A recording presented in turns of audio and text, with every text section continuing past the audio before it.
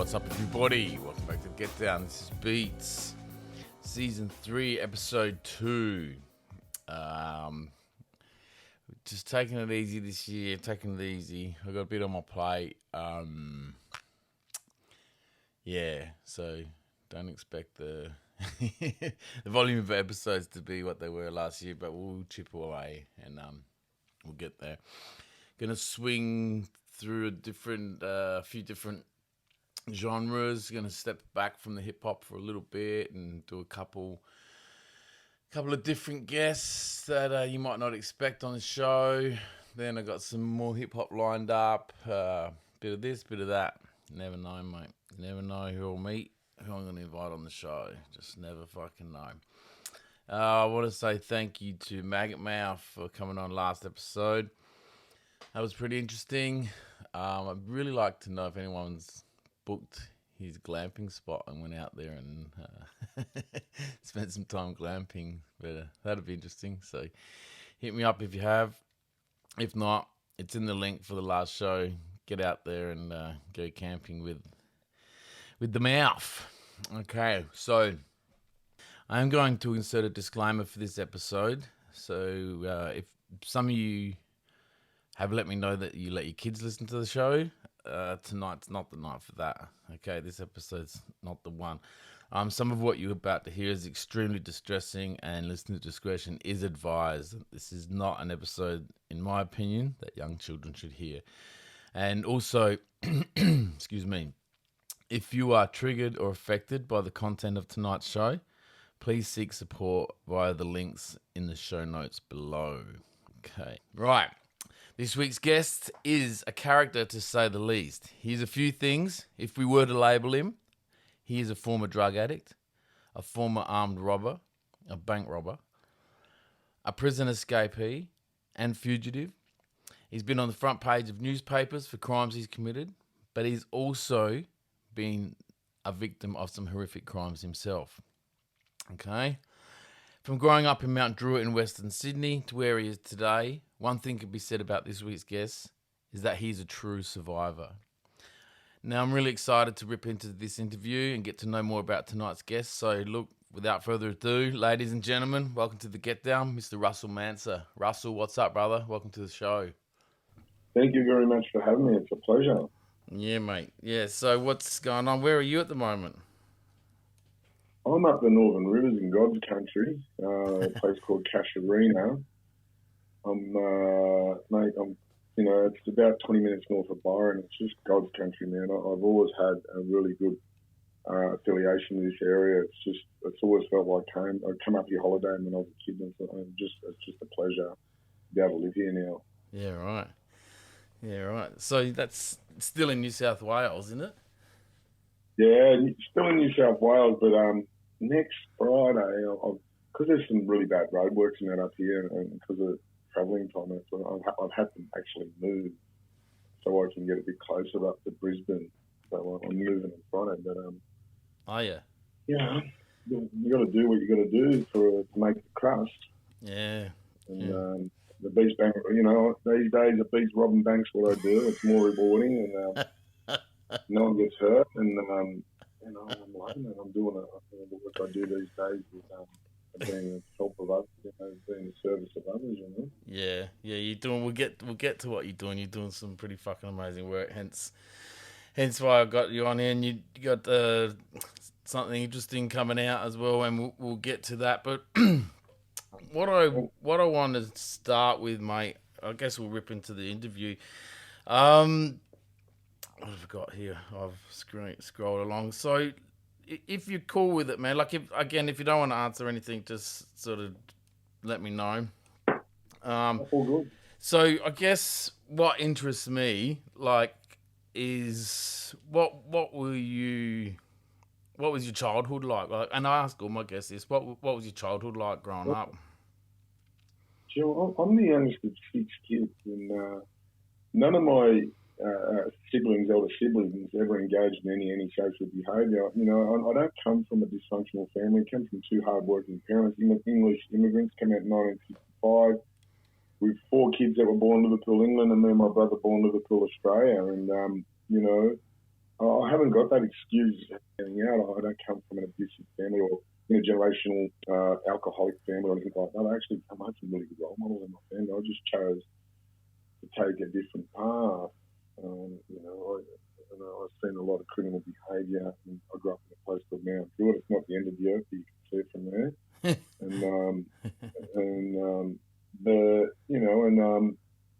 I've just seen a lot of examples of people getting ahead from doing the wrong thing. And people driving Mercedes Benz. I identified a Mercedes Benz at 4 years old as being a good car.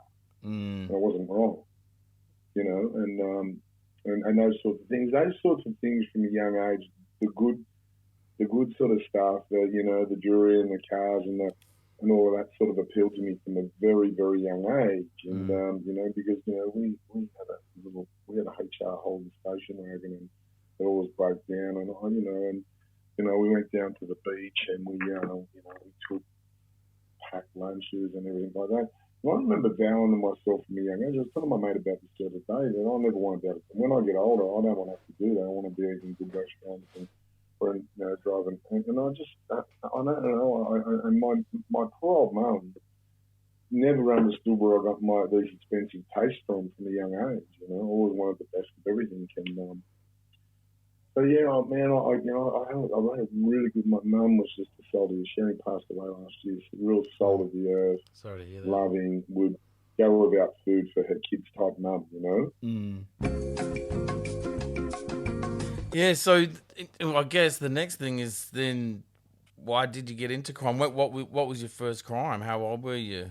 I was fascinated. I was one of these kids that loved cars. I wanted to. One of my brothers was a panel beater spray painter, and he was always bringing back doing up cars. And I always wanted. I was always at the time with the SLR 5000s, A9X hatchbacks, and GDHO Phase 3 Falcons and that sort of stuff. And I was obsessed with cars, and an opportunity presented itself to go for a ride in a stolen car, and I went for a ride in it. And unfortunately, the guy who was driving it wasn't a really good driver, and we got caught. Well, we got in a bit of a chase, and I ran away, and I remember climbing up this drain pipe of this building in Parramatta, and the drain pipe just fell back. I was about 3 or 4 stories up, and I hit the ground, and I played possum, and this bloke ran away, and I ran home with a couple of fractured ankles, and by the time I got home, the police had been to my house because someone had told on me. Who's that? Your Cowie? Your Cowie would give you? Yeah, my Cowie told on me. Yeah, good bloke, and we went down to the police station. We handed ourselves in. And those were in the days back then. You never got chances or diversion programs or anything like that. It was straight to jail. You went, and I went to Minda Court, and there used to be this woman who paraded herself in the media was going like a caring, loving woman who cared about her name was Barbara Holbrook. I didn't find it to be that way, and she sentenced me to 6 months at the notorious Darrick Boys Home, which is situated South Windsor, and. It's come to light in the last 3 or 4 years, the atrocities that happened at Darrick Boys in regards to physical and sexual abuse of young boys that were housed there. And I never escaped that. And I don't go into too much detail about that, but I was sexually abused there.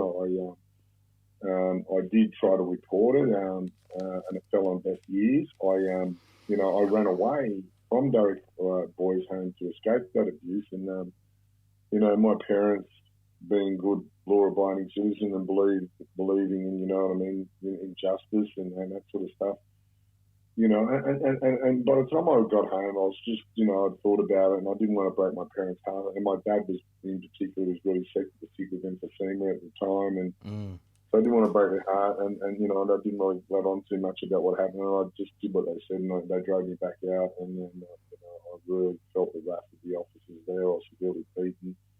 You were severely beaten, did you say? Yeah. They had a thing there. It was called the boob, and the boob was like a segregation. If you've ever experienced Windsor, Richmond areas in the middle of winter, they get in minus degrees out there, and middle of winter, put me in there naked, and a couple of officers come in and beat the shit out of me. And how old are So I've you at this never age? How old are you? 14. Yeah, I was 14. I was, when I was a young, really. I was talking to my partner. That's my partner. I had like blonde hair. I was from Mount Druitt, but everyone described me as a kid with surfy looks. I was a blonde-headed, little blue-eyed kid, and I wasn't well developed for my age. So I was a smaller kid, and and these officers out there just thought that was fun. I've never understood that notion of. I believe this, right? I believe a lot of them blokes out of Darrick were just sadists, for how they went around abusing kids, because it was like they felt like they had to do it, because every kid that went there, very rarely did anyone escape it. So every kid went through there. It was like a rite of passage. They all had to get beating and sexually abused for these guys to feel like I'm doing their job. And I've often questioned if that was government sanctioned at the time, Like a scare program. Yeah, I think, you know what I mean. I thought it was maybe part of their curriculum or whatever. Fuck. So, it was just too common. And the superintendent has recently been charged. He went on to be a politician of sorts, and he's recently been charged with sexual abuse and I think covering it up. So, let's hope justice prevails. And sad part about that for me was 60 Minutes had to get involved with that story for anyone to get charged. And I remember I was watching it, and someone told me they should come down 60 Minutes and be warned. And I watched it in 60 Minutes, and 4 or 5 of them got charged from the Monday to the Friday. And I thought, geez, isn't it amazing when the media get involved? Because they knew about that abuse for a long time. And, I was eventually released from Darrick after about 4 or 5 months. And I had a void in me, and it was like, and I'd have nightmares. And I know what that void is. At the time, I had no concept. As a 14 going on 15-year-old kid, you have no concept of what trauma is. All you know is you don't feel right, and you're going to try and escape that feeling by any way, shape, or form, or any type of means. And mine was in the shape. I just started smoking a lot of pipe, and I've never been a cigarette smoker in my life, and the thought of putting something in my lungs never really appealed to me, but it did after that, and I started smoking a lot of pipe and started to use speed and anything to distract from how I was actually feeling. So any form of escapism or anything like, I could engage in, I would do. I would, I'd smoke. I'd get up and smoke copious amounts of pot all day, because I was the last place I wanted to be was in my own head and reliving that nightmare of what happened to me. And it was like there's a lot of confusion around it about sexuality and did I bring it on? Did I deserve it? You know what I mean? And the reality is, and that's just not uncommon. That's a common thing that happens from sexual abuse survivors. You know what I mean? They just question themselves, and there's all sorts of things that go on with that. And it was a crazy time. It was a crazy time. But what had happened to me at Darrick? Darrick was like a college, right? It was like a university of crime. And where I grew up at the time, Mount Druitt was like a country town, and I met all these inner city kids from Redfern, Erskineville, Woolloomooloo, Glebe, Newtown, and those kids, as far as crime went, were way more advanced. They knew how to steal a Porsche. I learned how to steal a Porsche at Darrick by a kid just going through the motions about how you do it. And by the time I got to a Porsche, I knew exactly how to do it. Because we went over it in our heads. It was like, the game plan. Went over it. And I could steal a Porsche in fucking 45 seconds through what I'd learned from the inner city kids. So, what happened was I got out of Darrick and I'd made all these new friends in the inner city. And, and next minute the phone's ringing and let's catch up. And I was going in the city, in particularly, Erskineville. And then kids were phenomenal. Like, I always said the best chase drivers or police chase drivers or bank robbery drivers or anything like that always come out of those sorts of areas because, the conditions in which they'd have to get like around little. So I come home from Darrick. It was like that song Copperhead Road, I come home with a brand new plan, bought the seeds from Mexico and So it's sort of like that. So I go in the city. I've got to learn all these tricks about stealing Porsches and breaking into sports stores and blowing off coppers and car chases and everything like that. And I took it back out to Mount Druitt, and I was like this war hero, you know. Main Street of Mount Druitt is a place called Luxford Road, and I'd come down in a 930 twin turbo Porsche with all the police and that behind me, and man, the crowd were cheering me. It was like it was like a ticket tape parade. Yeah. And people were coming out, giving the fist pumps and everything. Going, come down. And if you're in a 930 twin turbo Porsche, and them coppers are in an old VBD Commodore, they've got no hope. No. And and in that area, the police. Because my first encounter with the police in Mount Druitt, I got bashed for having for being down at a bonfire, and I remember this copper Tony Goodyear from Mount Druitt coming in and just fucking jumping out of an old F100 bull wagon and just fucking throwing punches at these kids. Like, this bloke was a 6'5" man, just punching kids and knocking them out everywhere. I think but that was not too uncommon in that area for police to sort of do that sort of brutality on young kids. We use naughty kids. Did these coppers know that you were up to no good, or they're just grabbing kids? Yeah, no, not really then. And I think there was naughty kids in that area, but at that time we weren't really at that stage. We'd seen some bad things, and we didn't have a great deal of respect. I'm not going to respect someone who's going to use their authority to bash someone for no good reason. And we'd heard all these stories about them doing it, and then when it actually happened to you, like one time we were down at the soccer field, and there was a few having the old twist top to his draft twist top beers, having a few beers and sitting around a fire, and this copper turns up and loads us all into a bull wagon and takes us like 15, 20 k's out of town, takes all of our clothes off us, strips us naked, and makes us walk home. That's fucked up, man. I don't know if that's a way to get young children. That's because that's what we were, to respect authority. No.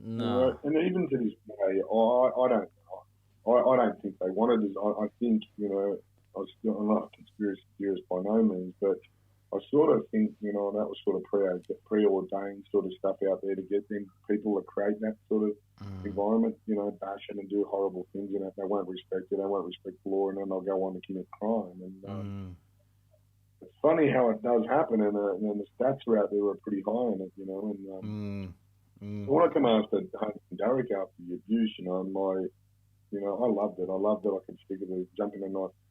Put one of these hoods on so they didn't know who I was, jump in a 930 twin turbo Porsche or and just go in there. And man, it felt liberating. It felt empowering to sort of be in a position where I was sticking my finger up at these people and being fully disrespectful to them after they've been disrespectful to me. And I always held the notion in my back of the head, then police were part of the abuse anyway. They were just an extended arm of it. So, and long story short, I did try going straight and tried working and everything like that. I got a job down at the racehorse stables, and I tried all of that. It just didn't work for me. And then, because of the abuse, I was constantly being haunted by that, whether it be nightmares or anything like that. And it's pretty hard to hold down, a proper job when you're, you're traumatized. Drug use.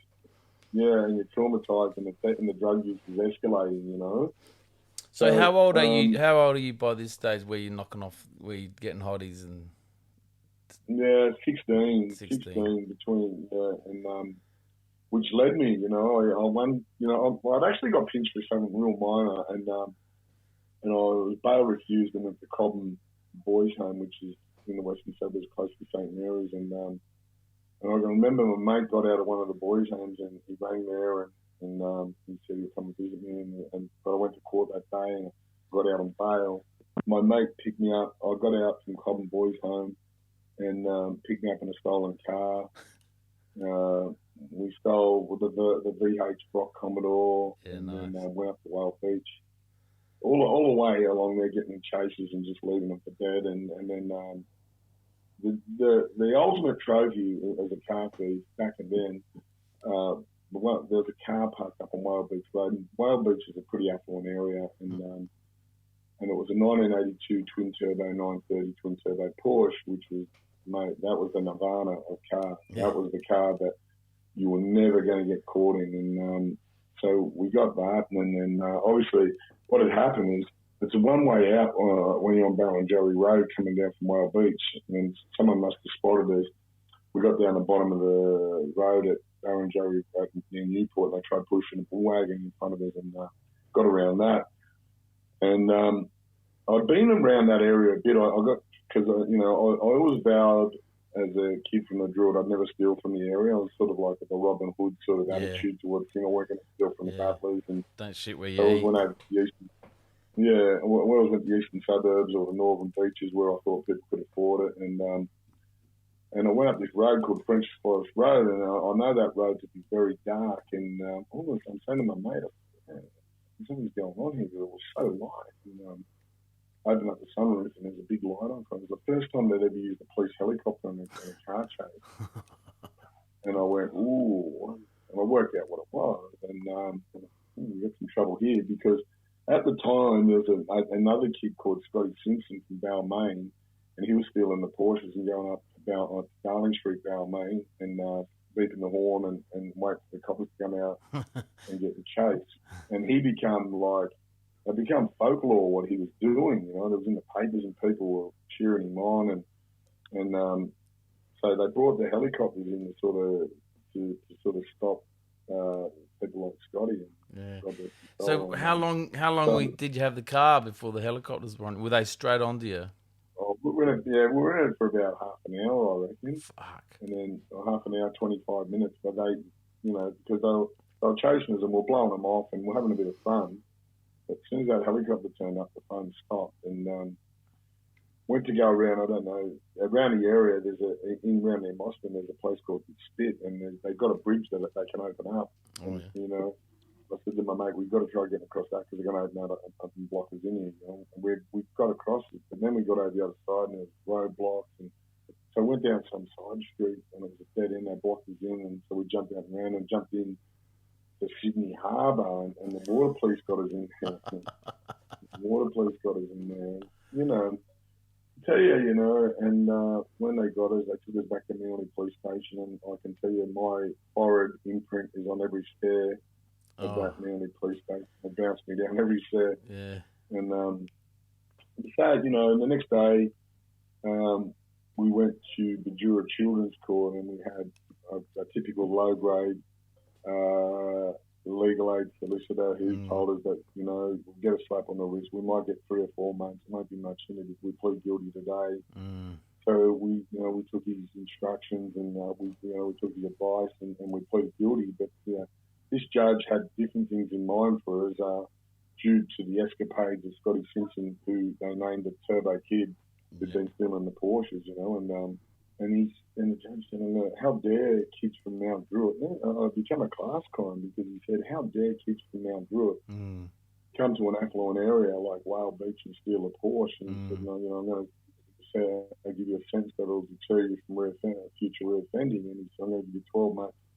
And he stipulated that I serve in an adult jail. And both of us, me and my co-accused. And, and I always thought that, that weren't going to be the case. I always thought that, we'll go back because we're 16 years old, and by rights at that age, you go to Mount Penang Boys Home, which is up near Gosford, and we jumped in a wagon and we're driving down Anzac Parade towards Long Bay, and I'm saying to my mate, this ain't the way to Long Bay, this ain't the way to Mount Penang. And, then we get to the Central Industrial Prison at Long Bay, which is, at that time, was a pretty heavy-duty jail, and as kids, we were aware of that, of its reputation, and get out and it's through there and straight in for a strip search. And I've never been strip searched in my life, and trying to and it was all about humiliation, spread your bum cheeks and all this sort of stuff. And then so they got us dressed. They gave us clothes that were about 5 sizes too big for us, part of the humiliation process. And, and he grabbed a bed pack, which consisted of a couple of sheets, and then they marched us into one wing. Now, one wing, the one wing section of the Central Industrial Prison housed some of the worst pedophiles in the country at the time. Some of the worst, and necrophiliacs, and one bloke is a really well-known necrophiliac there, but just some of the worst. Like back in them days, these days in prison, blokes just go on protection because they're scared of their own shadow. But back then, you had to be either a sex offender or like a pedophile, sex offender, Cop. a corrupt screw, a corrupt cop, a judge, or whatever. Because they only had limited housing for those sorts of guys, and sorts of rats really. But so anyway, they marched me up and they put me in a cell.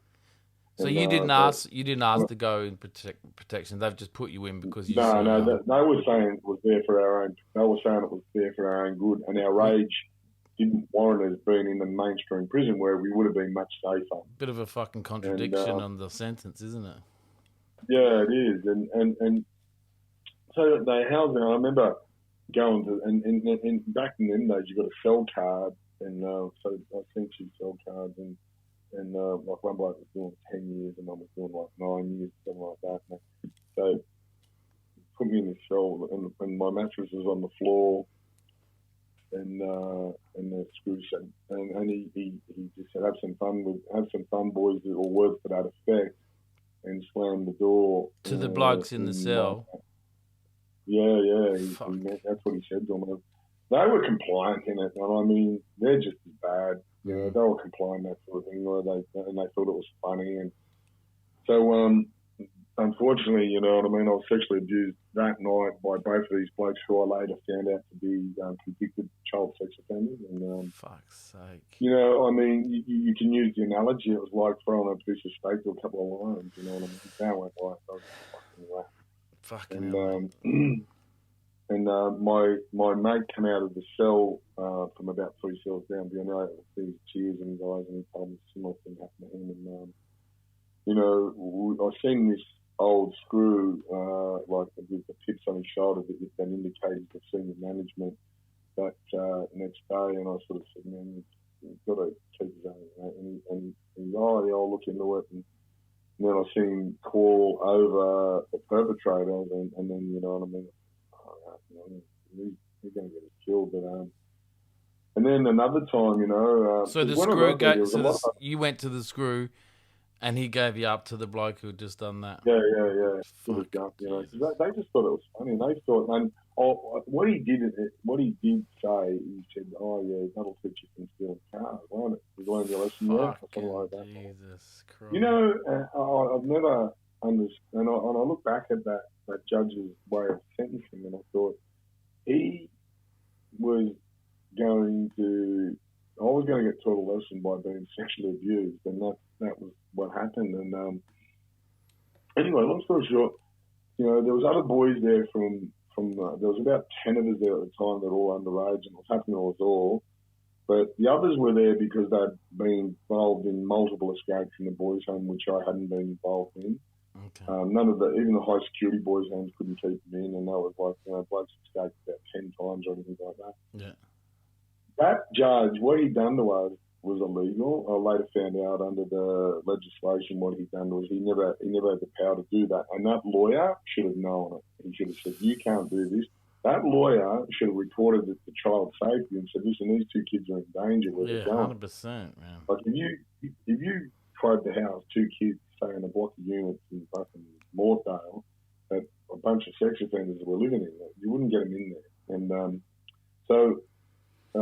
another time, a guy convicted necrophiliac. A necrophiliac is a person who has sex with dead bodies. And he introduced me to heroin for the first time, and it was all like, you know, I had a shot of heroin, and I would have taken that. I would have shot up Ajax at that time. The necrophiliac was part of the yard, like in there. And he sort of got around like he sort of ran the show, you know what I mean? And he was really friendly with the screws, and you know, he had all the privileges and everything like that. So, you know, they were all aware of his behaviour and what he's doing. So what happened? I was in the toilet vomiting because the heroin makes me vomit, and that's when he sexually abused me. And you know, and then it was just crazy. And he was protected by those screws too. They thought he was a good bloke. I don't know how he came to the conclusion that someone who had sex with dead bodies and rich young kids is a good bloke. But you know, that was the time.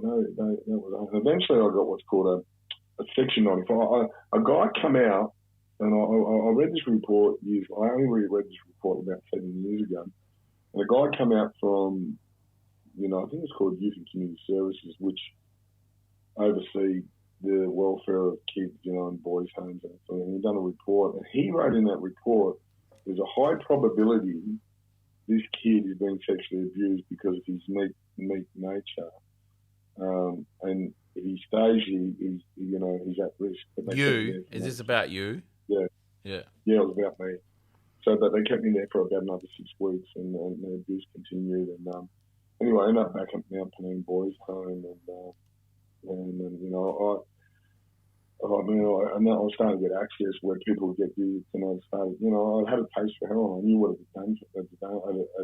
Heroin was the ultimate for me for blocking out how I felt. You know, it numbed me, and it took away all that pain, and it was just a good antidote for that. And you know, and I was really drawn to it at every given chance because I just didn't want to feel how I felt. I just didn't want to feel. You know, I'm a real, like, I understand what shame does to men. Shame creates violence.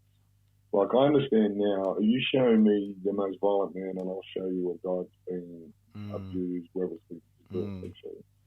You show, and there's always indicators, you know, that I know now, but, you know, so yeah, and I was always trying to escape that shame.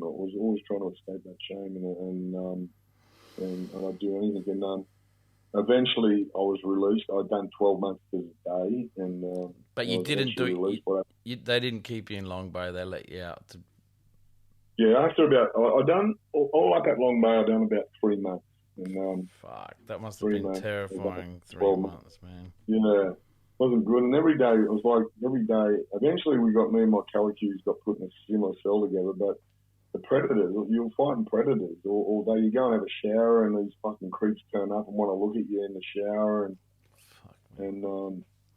but we did arm up in the end, and we sort of put a stop to it, and they knew there was going to be repercussions.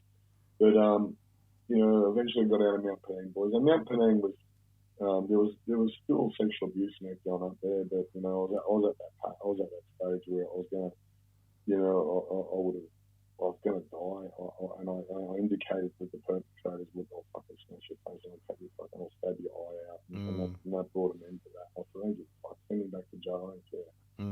But eventually got out, and you know, my mum was living at a place by that stage, Liverpool, which was like 10 minutes from Cabramatta, and that's when the heroin epidemic sort of kicked off in Cabra. So the heroin was really free flowing in that area at the time and really accessible, and all you have to do is go and look for a bloke with a pair of white leather shoes and he's a heroin dealer. So that was an indicator for that. And, you know, you could find one of them in every second street. And you know, I started doing these trips to Cabramatta all the time. I did try going straight. I got a job at James Hardy making fiberglass pipes, doing night shift and everything like that. But I guess I was like a time bomb waiting to go off, you know, and it was like this ticking, banging in the steel, and my fucking head just started getting louder and louder and louder, and there was no peace, you know. I couldn't lay down, I couldn't sit down and watch TV, I couldn't concentrate or anything. I was just, my head was really loud, I just wanted to shut up. So, you know, I was always drawn to, and heroin done that, you know. One shot of heroin, bang, I was like, you know, I could relax, and but unfortunately, it becomes a very expensive escapade, and so hang on a minute. So you're how old are you now? So when you I started breaking into, so when you're using 17, nearly turning 18. So yeah, okay. I was 17 when I had my first full blown heroin habit at 17, going on to 18, and you know, and I was a regular at Cabramatta, and you know, and it was, you know, it was really funny back then because it was so much of it, and you just didn't see a copper for like 100 miles. It's just strange to me that a 17-year-old can go and buy smack, you know. Oh, easy, yeah, easy, and it was like, But before the Vietnamese were really selling it there, the Romanians were there, Yeah. and we're getting on off them, and then eventually I started breaking. At the time, David Jones was Grace brother, and Yeah. so I've never been one to break into people's houses. It's never been my thing, and I've always believed in why would I go to someone's house and get one video when I can go to the shop and get 20, Yeah. And David Jones, or Grace brothers at the time, used to have 30 or 40 of them on display, plus all your watches. And so I was breaking into these David Jones and get 20 or 30 videos and 50 or 60 fucking watches and making a better earn and being able to do crime less, which suited me. And still, even with the heroin habit and everything like that, I still had this taste for nice clothes and good food and stuff like that. I've always had that, So long story short, I ended up getting pinched. I remember once we went to Macquarie Centre and we broke into David Grace brothers. We're running through, and there was a video, and all the lights come on. About 20 blokes come running out with pick handles, and I was thinking, mate, these are vigilantes or like that, but it was like a task force from Chatswood that they'd formed to catch us. And they were arrested, and I got nailed on that one. I got 11 years. 11 years. 11 years. I got 11 years. But those were the days. I got 11 years with a non-parole period of 4 years. Once again, the judge said, "I'm going to give you a sentence and deter you from future reoffending." And all these future reoffending sentences. Nostradamus, he's Judge Nostradamus. And none of their predictions worked out too well. But this time we were housed in mainstream prisons, and I can remember once I was down the MRC down at Long Bay. That's where in Marmwing, and a really good guy, and I'd love to give him a mention because he's passed away, but he got a real bad rap. His name is Gary Stokes.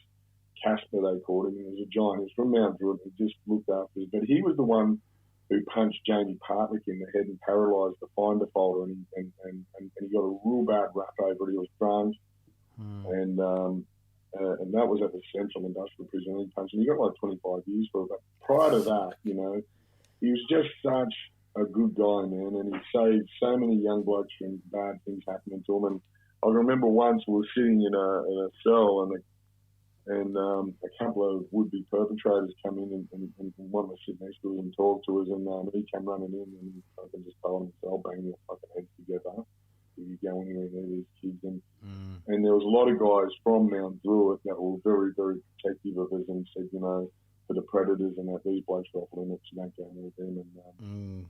And that, that sort of thing never happened again to us. And also, we were coming of age where we were willing to arm up and protect ourselves at all costs. And, so the thing about perpetrators, you know what I mean? They prey on the weak, thinking they can get away with it. They think they won't say anything, and they won't fight back. And so we got that stage too where, and we'd formed a gang, there was a whole heap of us Mount Druitters, and we said, fucking try it on, one of us more, fucking it, it was like 30, 40 of us. Yeah. So it was safety in numbers, and, we went, I remember getting moved to Parramatta Jail, and there was a guy there, another bloke I just had the utmost respect, a bloke called Danny Karan, a Lebanese bloke, and he was sort of become an underworld, sort of a big underworld figure, an underworld legend, and he was an ex-commando in the Lebanese Christian Army fighting in the Civil War over there, and he was just next level. He ended up running across and that for a long time, ended up getting killed by his own runners and that sort of stuff. But I really, a guy sort of took me under his wing and instilled, a couple of things, he was an entrepreneurial type of guy and looking at things differently, And another guy you mentioned, he was a really tough guy called Kevin Holland, and if you ever got a chance to train with him, you were deemed by the rest of the prisoners as the chosen one, and Kevin just took a shine to me for some reason, and I got to train and do some boxing training and that with him, and he instilled a real love of boxing, which I have today, and then that what the skills that he helped me with sort of served me well for future prison sentences, and I ended up at Parramatta, ended up with a full-on fucking heroin habit at Parramatta, and it was funny, because I had a heroin habit at Parramatta. I went and seen the governor, and I said, I want out of here. And he said, where do you want to go? I said, I want to go to Goulburn. Goulburn was the fucking pits, Mm. Goulburn is like a punishment jail. He goes, and Parramatta at the time was a privilege jail. And he goes, what do you mean you want to go? I said, I just want to go down there. I fucking want to dry out. I said, I want to get off this shit and try to make myself on my life. But I was always had that fascination, like, because in Mount Druitt, you used to see the bank robber, you'd see these blokes come home and then, 2 weeks after they got out of jail, they're driving an SLR 5000 or an A9X and got all the good gear and good clothes and fucking houses done up. And even when those stand-up fucking swimming pools get put in the house, and the whispers got around that what they were doing with bank robbers and everything. And I was always sort of attracted to that. It looked romantic. So, and I set about, I'll tell you something in jail, the bank robbers hang out with the bank robbers, drug importers hang out with the drug importers, the people who do breaking in our houses. It's a definite case of water finds its own level. And I'll say this about prison, and I said it to someone the other day. Prison's one of the most honest places in the world. People go, what the fuck are that? What do you say? One of the most honest places in the world. And people go, how do you come to that conclusion? I said, well, there's no keyboard warriors. You got something to say, you say it to someone's face, and if you say it behind the back, you get punched in the mouth. You can't steal off people in there. You get caught stealing off someone, you'll fucking lose your fingers. And if you get caught bullshitting, like you could tell a story at Goulburn fucking 2 years prior, and you normally got 30 or 40 witnesses to everything you ever say. And if you tell that story differently 2 years later, people are just, they're suspect on you. They'll go, mate, you told that story completely, you're talking shit. And then if you start becoming known as a liar in there, people become suspicious on you because they want to know what else you're lying about. So that was my experience in prison. It was a very honest sort of place. I know I done jail, last time I done jail was 5 years ago, and I knew my experience then has definitely changed since when I first started jail in the 80s. But, that's one of the questions I've got here actually down the track is how much do you think it's changed from when you first went in? So I wasn't privy to the fact that you were only in just 5 years ago, but has it changed for the better or for the worse? For the worse, I think it's for the worse. I mean, I remember in the day, if you used to have to stab someone, you were known as weak, If you fight someone these days, you're known as weak. If you want to fight someone, you don't want to pull out a knife, you're known as weak. So I think buprenorphine strips and the access to them has really weakened people because you've got people on drugs. You've got a lot of people on drugs and they're going into jail for drink driving or something. A lot of them never used drugs in their life. And they go on the bupe. The screws, I remember when I first got in jail, the creams ran the jail, and they were way better run. Everything was fair. Everything was way fair, and these screws just got out of control. They got out of control with what they do these days, and how they perpetrate violence, and some of the stuff that they do is borderline on sexual abuse themselves. The way they do their script searches and they're trying to fucking put their hand up their ass and stuff like that. I think there's and that when they're allowed to do that, that makes the job appeal to sex offenders. Oh yeah, 100%. And I think they've got a lot of them in their ranks. I think they've got some really sick, fucking twisted people in their ranks that want to stick their fingers up blokes' asses and stuff like that. I think it's fucking rotten. Yeah, it is. But the access to education is just, and I've done jail in 3 different states, and the access to education. I remember when in jail, you especially places like Lombay or whatever, you could do trade courses and none of that. And there's this big push for you to do these menial jobs like working on sewing machines and stuff like that. Sewing up body bags at Bisco taught me nothing about rehabilitation or empathy and compassion. I remember sitting up there and that's what we're doing. We're making fucking police uniforms. And not that I'd done that, but we're sewing up fucking body bags and there's things that go over dead bodies and everything. And I just thought it was quite morbid. But that sort of stuff. I'll tell you what, blokes ain't going to get out of prison and go and fucking go down and get a job on a fucking an overlocker. It just doesn't happen. You know, it just doesn't happen. And they're going to work for 33 cents a day. It just doesn't happen. And you know, and there's better ways. I mean, it's really, really deteriorated. And, you know, and then you go to places like Queensland, the prison system's up there. And then I remember a female prison officer saying to me once, she goes, because there was a child sex offender on the walkway and I spat on him, and he goes, and she goes, oh, I just wanted you to know something. She goes, what? I said, you and him are the same. I said, like, fuck I am. And she goes, you're no different. She goes, you both break crimes. I said, tell me this. I said, you got money in the bank. I said, your money gets robbed from your bank, your money gets taken. You held that in the same value as your child being abused. Yeah. She goes, oh, it's no different. It's like, fuck. I said, you know, I said, that's the problem. I said, you're that fucking twisted. You believe that shit. You really believe that shit. Yeah. And the sad part about it is you're in management in these jails and you're treating them the same you're treating me. But you're teaching them they're not that bad. I know I'm not. I said, I wouldn't mostly be in jail if it wasn't for one of them. I said, so, you know, it's crazy, that attitude. The screws have taken a different tune these days. They know how they can upset you. They don't have to bash out. All they got to do is give one of them privileges. And see, you can see it from afar. Here's this rock spider working in the best job in the jail, mostly making 3 times the amount of money you're getting all these privileges. He's getting extra visits with his family and all that sort of stuff. They know that this stuff. They know that's a head fuck for you. And they love it. And they love it. You know, I've seen a parole officer doing everything he could to stop me from getting out and getting all rehab and that sort of stuff. I've seen him hugging a convicted pedophile when the pedophile was getting released. And that's fucked up. Well, you know, the screws are probably Rockies as well, mate.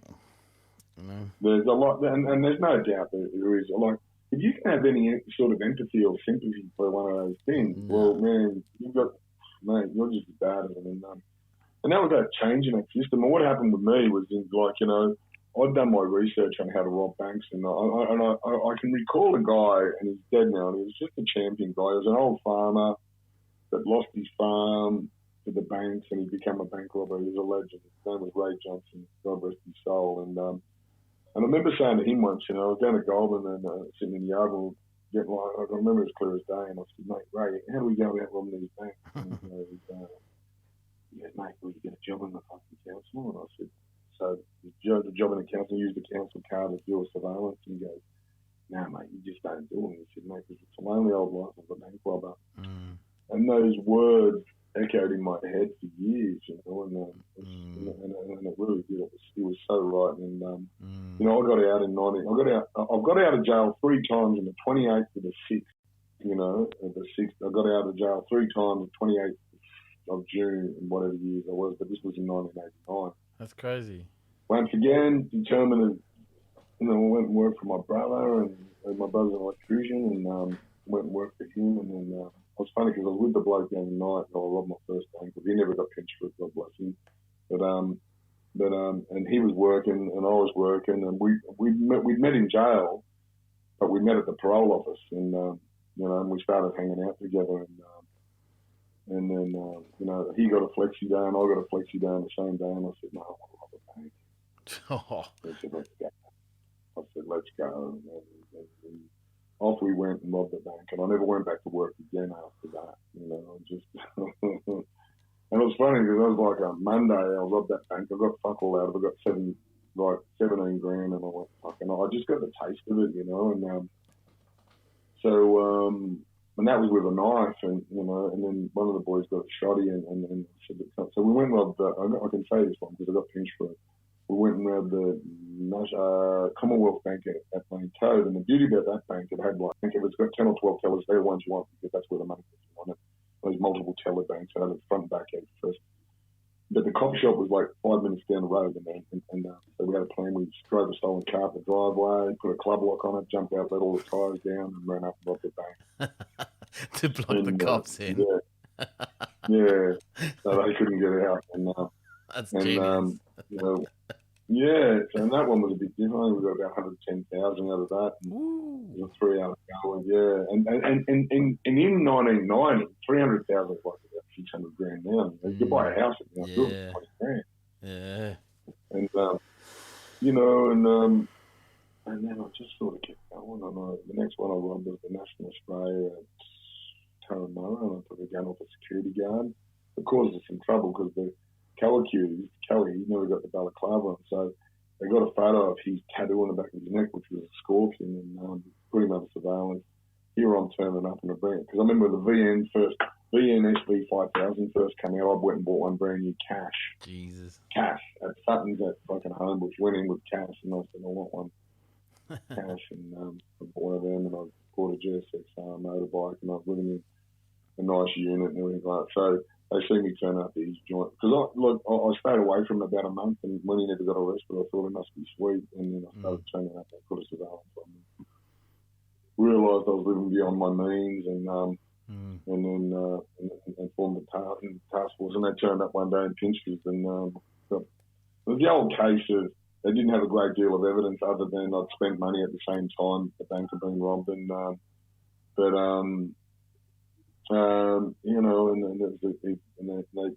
said to me, sign yourself up for 3. Well, they wanted me to sign myself up for about 8, so I signed myself up for 8. And they said, all right, and they agreed to sign myself up for 3, and they wouldn't charge my girlfriend, and who at the time was a school teacher, who had no idea. And that was a dirty trick. The other bloke said, I don't give a fuck, and they charged his mother. They just signed her up for fucking accessory before and after take her 3 bank robberies and charged his mother. Fuck. He took it to trial and ended up beating it, and I went and did evidence and said he wasn't there. And then, but in that time, we got to jail, and I remember once we went to Blacktown Court, and one thing about jail, once people think, everyone's got a handcuff key, right? Everyone's got one. You jump on one of those vans, you got your handcuffs on. The first thing you do, the handcuffs come off. Everyone's got a key. So everyone's sitting there having a smoke, just being normal. The truck pulls up, put the handcuffs back on, and jump off.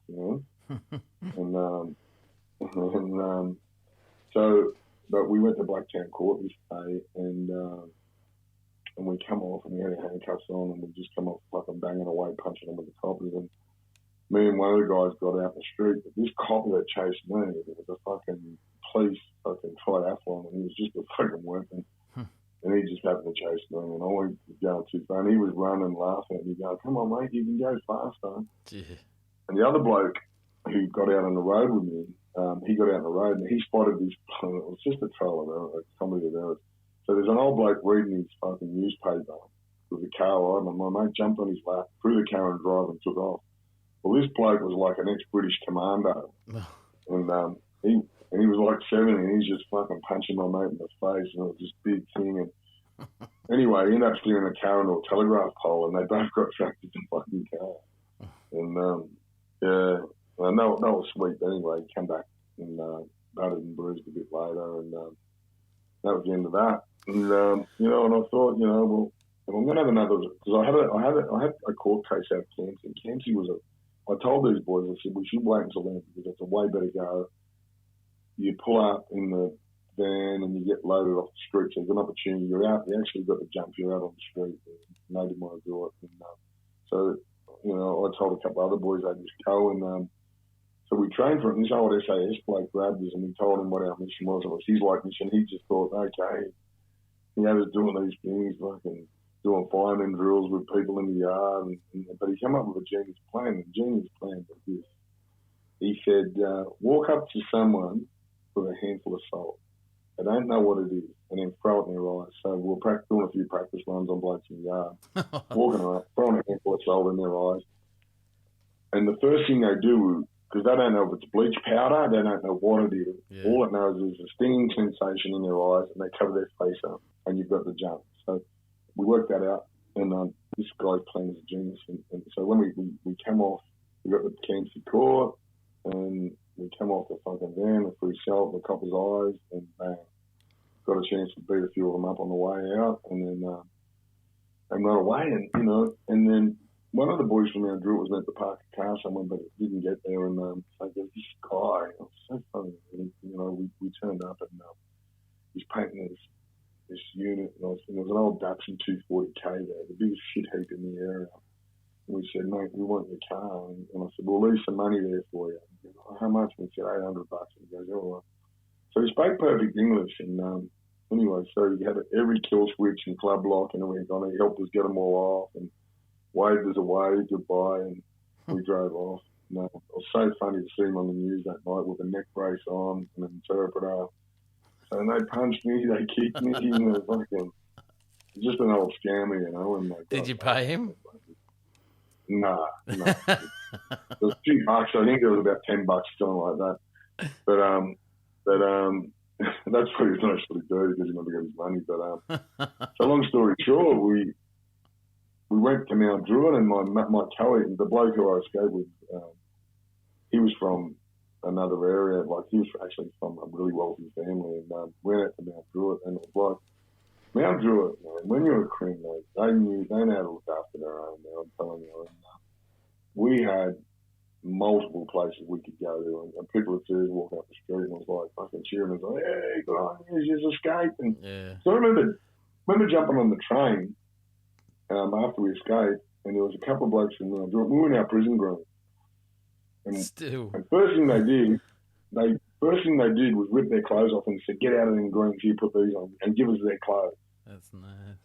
You know, that's that attitude of them people out there. You know what I mean? People would rather help you than India or Harbia. You know, and so we went down to Mount. I went first place and knocked, and this woman answered the door and she goes, "Yeah, you got the beds, mate. I knew you were coming, and dinner's on. I'm going to cook you a nice meal." And all right, time to relax. What do you want to watch? The cricket's on, and you know, it was the 12th of December 1990, and so you know, it was a nice fresh bed and nice food, and you know, and people coming around dropping gifts off of clothes, and one bag come around with a shotgun and a couple of balaclavas and a slide hammer to steal a car with. Like everyone knew what type of gifts you'd need. Fuck. And it was funny because I was on remand for robbing the National Australia Bank at Turramurra, and I said to my mate, "We'll go back and get that one. You know, give that another go. That one worked well last time." And so there was a Vietnamese security guard there, and he fucking, as soon as I got to the door, he looked at me and went, "Oh no," and he said, "No." And it was like we had this full-scale conversation, so I'm going to lose my job at it. So I took his gun, which was a 32 Browning 7-shot, and we robbed the bank, and it was, you know, and it was the 12th of December, 15th of December by this stage, and it was like Christmas time, and I felt jovial and in the Christmas spirit, and I handed him back his gun. And I said, during the robbery. Did you take the gun in the?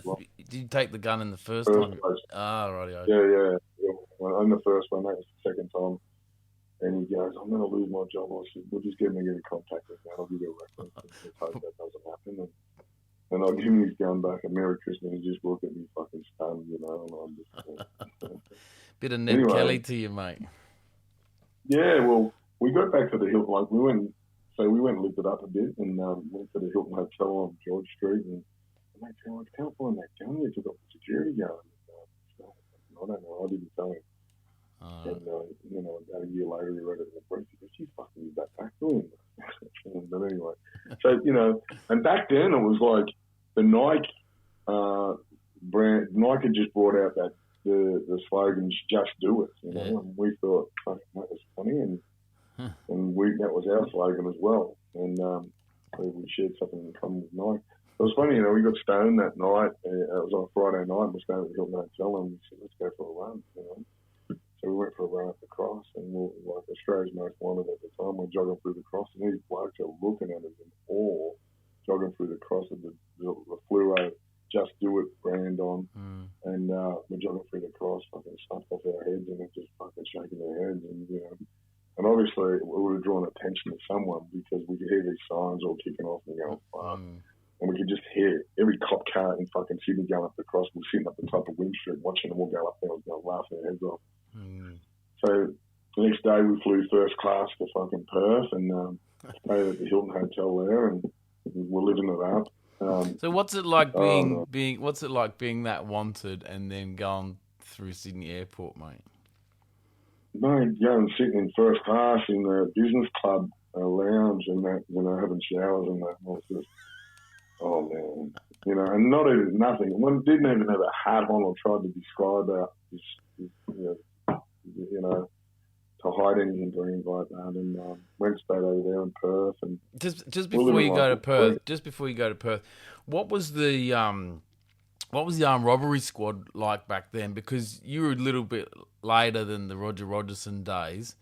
So no, I just got the tail end of that. The armed hold up squad was still his mates. You had some pretty bad ones in there. Some of the real bad, a lot of them that come undone on the Royal Commission, Royal Commission. He was still around. He might have just been pinched, but all of his crew was still fucking active. Yeah, they were killers.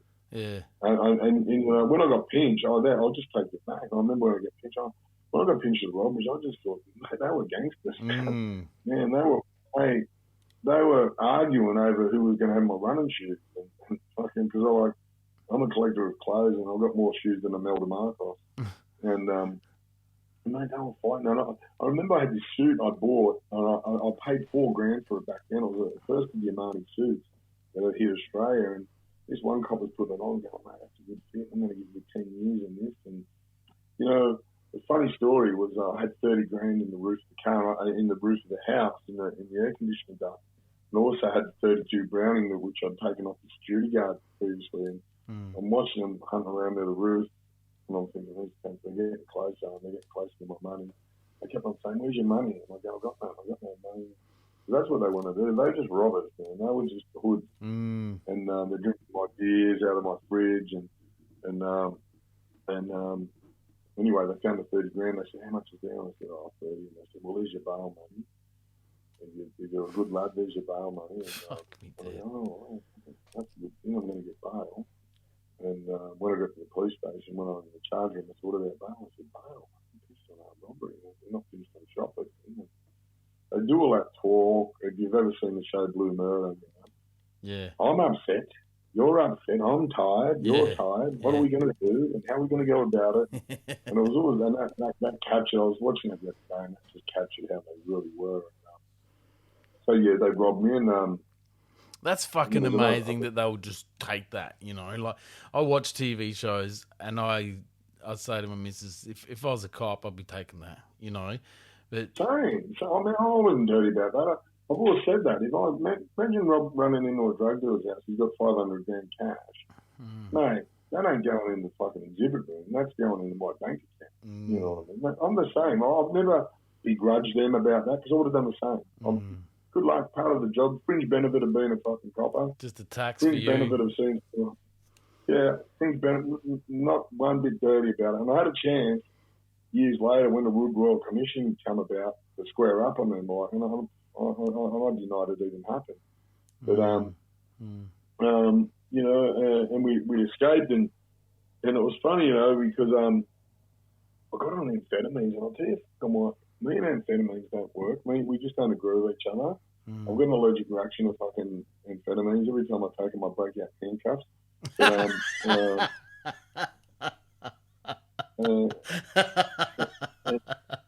Or fucking serious paranoid delusion, and I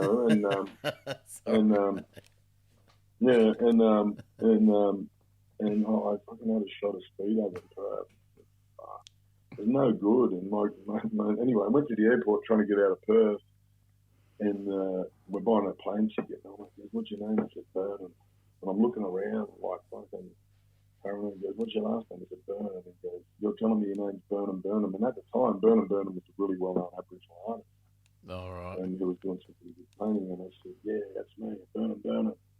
And I seen this and walk away and fucking talk to the security guards, and they're all pointing at me. I said, my mate, we can't go here. So we went and looked for a bus, and we jumped on a bus and went up to Broome. And we went to Broome to Darwin, and the first night we were in a bar called the Bloody Good Drinkers Bar at the Frontier Hotel, And my mate came over to this girl and introduced her as Tammy, and he goes, this is Tammy Russell. Tammy's a bank manager. Isn't she beautiful? And I'm saying, she's gorgeous. Man, she's great.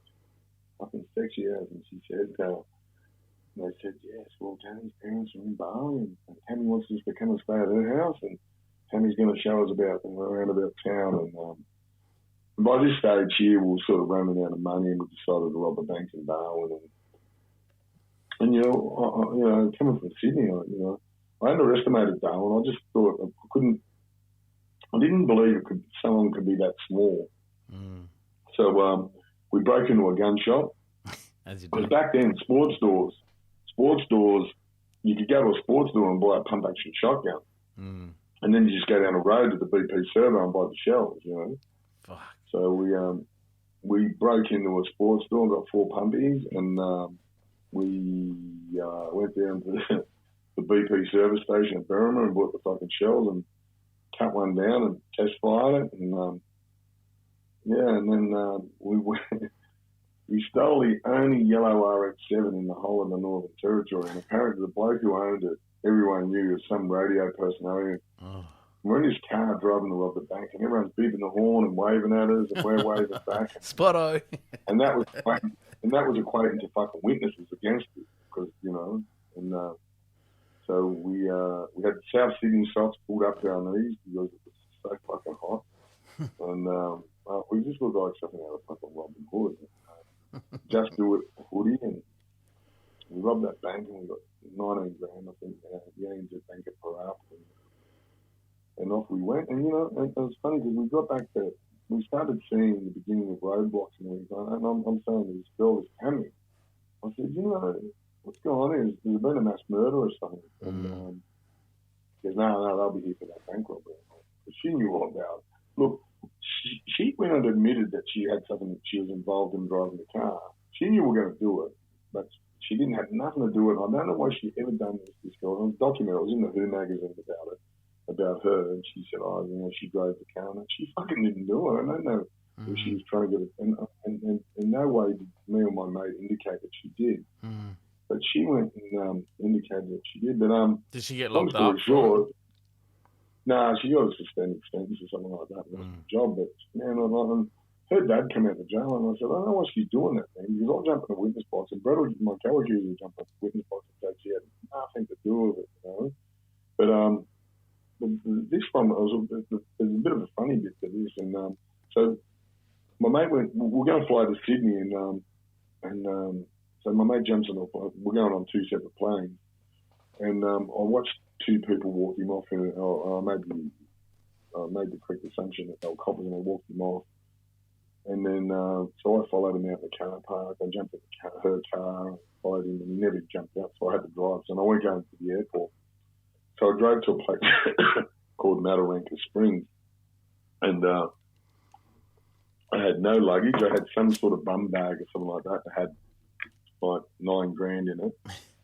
And then, I jumped on this, and my mate goes, any luggage? I said, no luggage, man. I said, going to let my mates meet me in Alice Springs, and so this bus driver was sus on me from the start, and so we done a few stops, and we stopped at a place called Pine Creek overnight, and I sent a pair of second-hand hiking boots off front of them on, incognito, and I bought the Cuba hat with the corks on it, and I bought the I Love Australia t-shirt, and second-hand pair of fucking bus driver fucking pants. So, and a camera, and I had that around my neck, trying to look like tourist, a fucking tourist, like a Swedish tourist or something like that. And this girl was sitting next to me on the bus, and she was hollering this and that. I said, when we get down to Springs, I said, you don't have to stay in the backpack. Let's come and stay with me, and I'll spoil you for a few days. Said, oh yeah, if I ever do that, would be nice. I said, and then. So we got in Alice Springs at about 5:30, 6 o'clock in the morning, and there's a crowd of people standing there. And so what I did was I put on my best Swedish accent, and I said, what are you doing? What is it? Leave me alone, you bully. And I'm looking at her, and she's looking at me and saying, Helga, call the embassy, I'm being attacked. Help me, Helga. And these coppers are looking at each other, shocked, thinking, fuck, we got the wrong bloke. Yeah, they were horrified, and... Yeah, they were horrified, and and this old knockabout cop walks along, listen here, from fucking Sweden. He goes, if you haven't got a tattoo of a bluebird on your right shoulder, he goes, I'll let you go. Lifted the fucking shirt up. There it is. The show's over. He was actually a really good cop. He was actually a boxing trainer called Les Smith, and I had nothing but respect for him. He didn't try verbaling me or robbing me. you know, he even handed back his bum bag with a $9,000. He goes, mate, you know, just hang on to that. And, you know, we'll see if we're going to charge you or not. Jesus. And that was a bit of a joke. But, you know, and then I ended up getting moved back up to Darwin and you know, we're going through the whole court process up there. You know, and that was a brutal place, that Burma prison, you know. But, you know, I remember... How long did you get? How long did you get in Darwin? I got 9. I got the biggest sentence ever handed out in the Northern Territory. When you go to court on a sentence, they're called parity sentences. They'll go, this bloke was sentenced previously for a similar charge, but they were using like home invasions where someone had been raped and stuff like really fucking horrific. I said, man, I robbed the bank. I never raped no one. Yeah. I'm telling the lawyer he was asleep. Yeah. And I've had that. My fucking lawyer is asleep in court. Yeah. Yeah. And then but, you know, in that Berrimah, man, back at the jail, man, that was fucking brutal. You know, I ended up in a segregation unit because I just wouldn't play the game. I'm not in the fucking buttoning up shirts and shaving when they say shaving and all that. But this screw set me up, and I'd eat dinner, and this bloke would throw like a fucking jam thing out. And this screw was taking joy out of me. He goes, mate, go and pick that up. I said, yeah, fuck yourself. You go and pick it up. And fucking I never threw it. Because you would have done a bit of nick by now, and you're like, not playing that shit. Yeah, I've done enough to know that you don't let fucking screws fucking pull that fucking shit on you, because they start pulling that shit, and they'll just expect you to tell on people and everything. So this bloke was saying, you set me up a couple of times. You got me locked in my cell for 2 weeks the first time for throwing a jam container on the grass and not picking it up. We tried it again. So what happened was, as soon as that bloke came out, the screw told me to do it, to pick it up. I said, get fucked. He said, go back to the cell, getting locked down for another couple of weeks. Well, anyway, I fucking grabbed that bloke. I bashed the fuck out of him. He went to pour a big jug of fucking hot tea over him. And, so they grabbed me and they put me in the segregation unit, and they said, you're not coming out of there while you're in this jail. And, you know, and then one day they turned up with the riot squad, and ooh, this is going to hurt. And they got the fucking broom and they're pushing the camera up to the roof so the camera's not on me. And I go, ooh, fuck. This is going to get a bit nasty. Yeah. I'm in the mood for it. And then they called me out. They said, are you willing to have a one-on-one fight? I said, mate, be there with bells on. With a screw or another prisoner? Yeah, with a screw. And I said, fucking, there with bells on. I said, let's go. And I said, fucking, the big shoulder flex and the fucking big WWF wrestling, fucking, yeah, let's go. And I fucking loved it, you know. And, you know, and this became a common occurrence. And, you know, I went really good for a couple of weeks. Like, I think I went 5-0 straight up. It's a bare knuckle? And, yeah, bare knuckle, and they were pretty fair about it. And if I dropped one, they'd say, look, if you drop, mate, you don't kick him in the head or anything like that. Yeah. And they were sweet, and they'd done the same to me, fucking eventually. But and there was a really good screw there. He was like an ex-fucking world champion kickboxer screw, and I thought, you know, and he was an ex-boxer, and he really, and me and him just had, he was the sort of, he called it. He goes, yeah, nah, stop, that'll do. And so I punched on 5 days a week, and they used to give me weekends off so I could recover. And Jesus, how's your nurse would see you and they'd go, oh, you do yourself a mischief, mate. And I'd go, yeah, sleep over. You know, you got black eyes and stuff like that. And, but they started getting better, and this screw, the world champion kickboxer, was teaching them. You know, I mean, he was watching me, and he was going back and teaching him. He's a really good bloke, you know, he really was, and I wasn't dirty on him about it. He had a job to do, and you know, but it started wearing me psychologically. You know, my brother committed suicide when I was up there, so I was sort of grieving that and not having a chance to work. I was locked in a cell 23 hours a day in complete darkness with no mattress, no nothing. And I remember one of the Armada squad cops, because they're sneaky. Then Armada squad cops, they want to go on a fishing trip to Darwin, so they go, I've got to go up there and interview man. So they turn up at fucking, I get a visit again once a month, you know what I mean? I go, you up here for the fishing trip? And go, yeah, mate, yeah, I've just got to come in and make that interview. Joke. And you know, sometimes 2 or 3 of them will be up there for the fishing trip. But, you know, one of them came in one day and he had a look and he goes, is this where you live? And I said, yeah. And I was like, just, because initially I had a mattress and they'd come in and take it off me at 5 o'clock in the morning. I said, oh, hey, listen, I'd rather go without. I don't need that mattress. You guys can keep that. I said, if I getting an extra hour's sleep in the morning without just waking me up. I really appreciate that. And so I just slept on a slab. And it's funny how you just adjust to that. No pillow, just a concrete slab with a fucking sheet.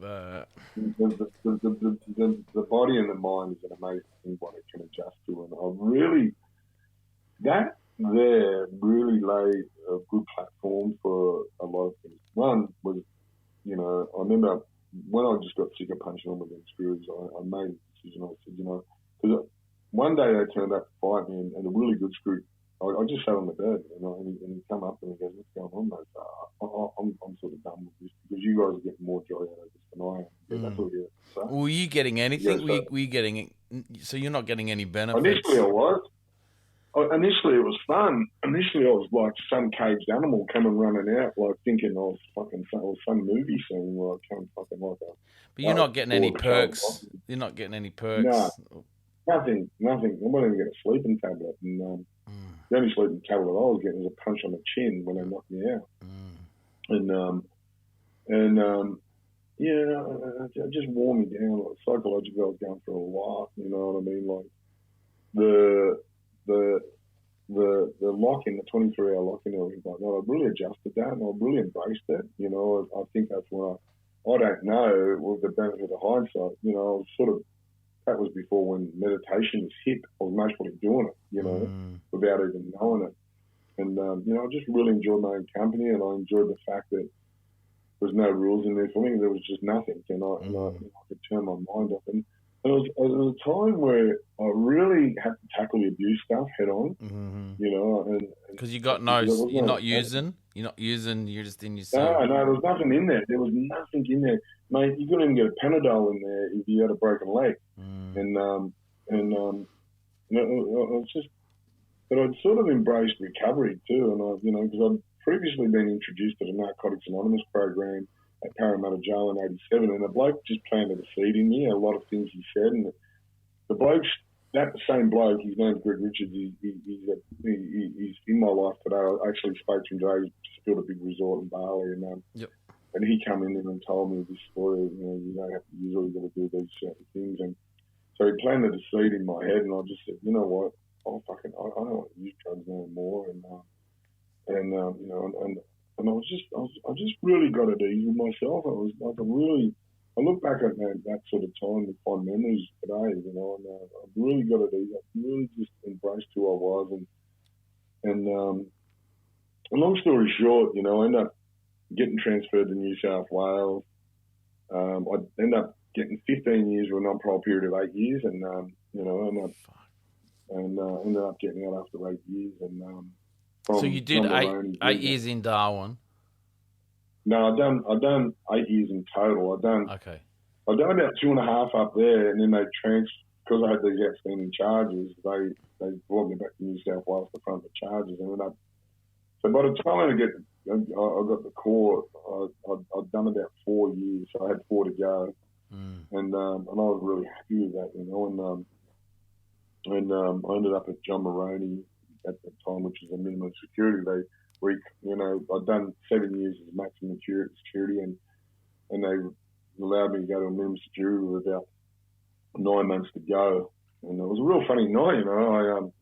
I got a midnight release from John Maroney, my girl and all her friends picked me up in a limo, and there was a real big shift in, you know, I hadn't been to a nightclub in years, and ecstasy and that wasn't around when I went to jail, and so I released to a club and went to a half gay, half straight sort of club on Oxford Street called Biblos, and my girl and all her friends had rounded up, and it was my getting out party, and you know, so I'm in this nightclub with all these Manly footballers and all these guys that I'd met in prison through a charity thing I'd organised in jail, and celebrating these gay guys that come up and fucking dancing, trying to kiss me up. And they're saying, "Oh, when did you come out?" And I'm saying, tonight, you know, and celebrating. And he says, "No." They thought it was my coming out party. It was my getting out party, you know. And oh man, it was just a fucking weird night, but it was a great night. And you know, and so I went home, and you know, and I went about trying to establish my life, you know. So what year is this now? What year is this? 1998, 28th of June 1998, I got out. Fuck you know? again. And I ended up here at Cabarita. I got a job. I was a fitness instructor at a Japanese jockey school. And so, you know, and it was a really good job, and I company car and my own place and everything like that. And I met the mother of my kids, and she was the accountant there, and you know, we didn't stay in that job too long. We ended up kicking off our own marketing and advertising business, and we've done really well with it, and bought a house at Currumbin, and had a couple of kids. But by that stage, yeah, I was like 10 years clean and sober. I hadn't had a drink or drug in 10 years, you know. And but the thing is, you know, the nightmares were really coming back at me, and I don't know, man. I reckon I got stalked by the Tui's. I remember Tui's Extra Dry, which just come out then, and all these ads were on TV, and I go, oh, fucking, I was part of entertainment. I've never had one of them. I'll be sweet on one of them. And I went to a Samoan wedding. I got one in front of my lap, and I just fucking drank it, and I never stopped. And you know, because I'm the type of guy, I can't have one Tim Tam. I eat the whole fucking pack. I can't eat one night trouble. I eat the block. So I was never ever going to have one beer, and I drank the car, and I snorted Coke, and then ended up with the worst hangover and a fucking shot of heroin. Because a shot of heroin will cure a hangover like that. Yeah. And I just set myself on a trajectory of drug, and it took me 10 years to get back there. So, you know, it took me a long time to get clean and get sober, and then I just, you know, after that. And, so you were 10 years sober through the prison system, then you get out, and then you got on the... I was 8 years. I was 8 years sober when I got out, and I was 2 years out before I had a drink. Yeah. And at that stage, I got out in 1998, and I stayed out in 2004, so I stayed out for 6 years. The longest time I'd ever been out, and, you know, I've done all right. Bought a house, investment property. So no robbery, no crimes during that time either? Nothing. There's so many of it. It's funny when you go really well legit, you know, the opportunities that people present. And even today, I'm forever just going, I'm not interested. I'll walk away from it. I won't even engage in conversation because that's fucking conspiracy. And I'm not so much that paranoid. I just don't like the fact that you could have a phone in your hand and they could be listening or reading. Yeah. So I don't engage in even conversations because the slightest indicator if someone wants to do it, I'll say, see you later, I'm not interested. Yeah. Do you reckon you're still pretty red hot? Do you reckon you'd still be on the radar? No. I was talking about that today with someone, you know, and even if I was, I wouldn't even know. I wouldn't even notice it. I wouldn't even notice it today because I've got a fucking 21-year-old son who thinks he's fucking Tupac, and he wants all that sort of stuff, and I don't. And he said to me the other day, he's like, "You had a bit of trouble." He said, "Dad, if you've been following me," I said, "I wouldn't know." Because I remember there's been times when I first got out of jail, even when I got out in 2017 on this one, and fucking, I was getting followed everywhere. But they're not as good as they used to be. They're fucking hopeless. So what were you in for the last? What was your last lagging for? Yeah, Suncorp Medway Bank in Coolangatta. Oh, that's a funny story. And I came out of the Suncorp Medway Bank in Coolangatta, and because this is where the change really took place. This is the biggest change in my life. And come out of there, and a bunch of super citizens fucking tackled me and jumped all over my head. One of them told me he saved my life, and I said, "Can you get your foot off my head if you're fucking saying anything?" And you know, and then I went to, because previously, when I was out on that period of time, I went to Perth. I was up to no good. Could have been illegal, could not have been. But anyway, so I was taking some over there, and I was reading a book called Sleepers, and Sleepers is about a bunch of kids that got abused, and they square up on their abusers. It's a movie with Kevin Bacon. Great movie. Robert De Niro. Movie. I was reading this book, and this guy, he said, "Oh, why would you be reading that book?" And I said, "I don't know, I blurted out the story of my life." And he goes, "Really, dude? You suffered abuse?" And I said, "Yeah, I did in boys' homes." He goes, "Well, I'm from the Royal Commission institution responsible for child sexual abuse." And I went, "Fuck, and what about the time for that, you know?" And he told me all about it and what was going to go down, and you know, he should be thankful and not, you know. So long story short, after that bank robbery, I got pinched and I went out to jail, and there's a series of events that happened there that, you know, that was just life changing. When I was at Southport Watch House, pinched on a bank robbery, and all these coppers were coming from around, fucking around, because they'd never seen a bank robber before, most of these young ones, and it was like seeing a Tasmanian tiger for the first time on a dinosaur. Because it's They sort all of wanted to have gone a by look the at it. wayside, hadn't it, robbing banks? Yeah, I was like, the party was over, but I kept on turning up. And anyway, and they're all trying to verbal me. You know, and I remember this. I was because this copper was contacted about me recently, and I remember there's this old copper sitting in the corner, and all these young ones coming in, going, mate, why don't you do a record of interview? It'll be the fucking best thing you've ever done. And I let him go on. I said, listen, I've done a lot of jail, yeah. And I said, you know I've done a lot of jail. They all agreed. I said, yes, mate, you've done a bit more than you should have. And I said, I've never seen someone moonwalk back into jail saying, fuck, that record of interview was the best thing I've ever done. I said, I ain't going to be the first. And I said, I ain't going to be the first. And the old fella in the corner, the old coppers is going, just waiting to go. He's not doing a record of interview. He's done your research. Can you explain for the listeners, like, what it means when the coppers verbal you? Oh, what they do, what the coppers in days gone by, they would get their notebooks out, and there'd be children sitting there, and they're saying, yes, well, he said he robbed the bank, and exactly the same. So they're saying, oh, yes, well, he did say he used a blue Ford. Oh, what did you say? He used a cut-down shotgun, and they're both, so their notebooks are exactly the same, and they use them as evidence. But in the modern day ones, they're offering you all sorts of inducements. They're going, before we do this record of interview, we'll get you a fucking McHappy meal. Yeah. We'll get you a packet of smokes, and we'll let you have 20 minutes with your girlfriend. If you just go in there and admit, we need you to admit this, this, and this, and this, and this. And a record of interview is the evidence they're going to use against you. And often people don't know their legal rights, and they go in and do want to make admissions that they didn't have to make, and they probably could have beat the charges. And in that case, you know, I was never going to do a record of interview because they get twisted and contorted. No comment. Yeah, no comment. Talk to my lawyer. If the lawyer says do it, I'll do it. They know the lawyer will tell you not to do it.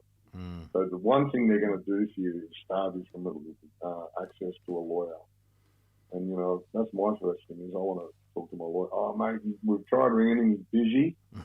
Said, just do the record of interview and you'll be sweet. And you know, it'll be the best thing you've ever done. Oh, fuck that. And that's the verbals, you know. This whole thing that you see in the movies, I want to talk to my lawyer, and the lawyer says that's a load of bullshit. It very rarely happens.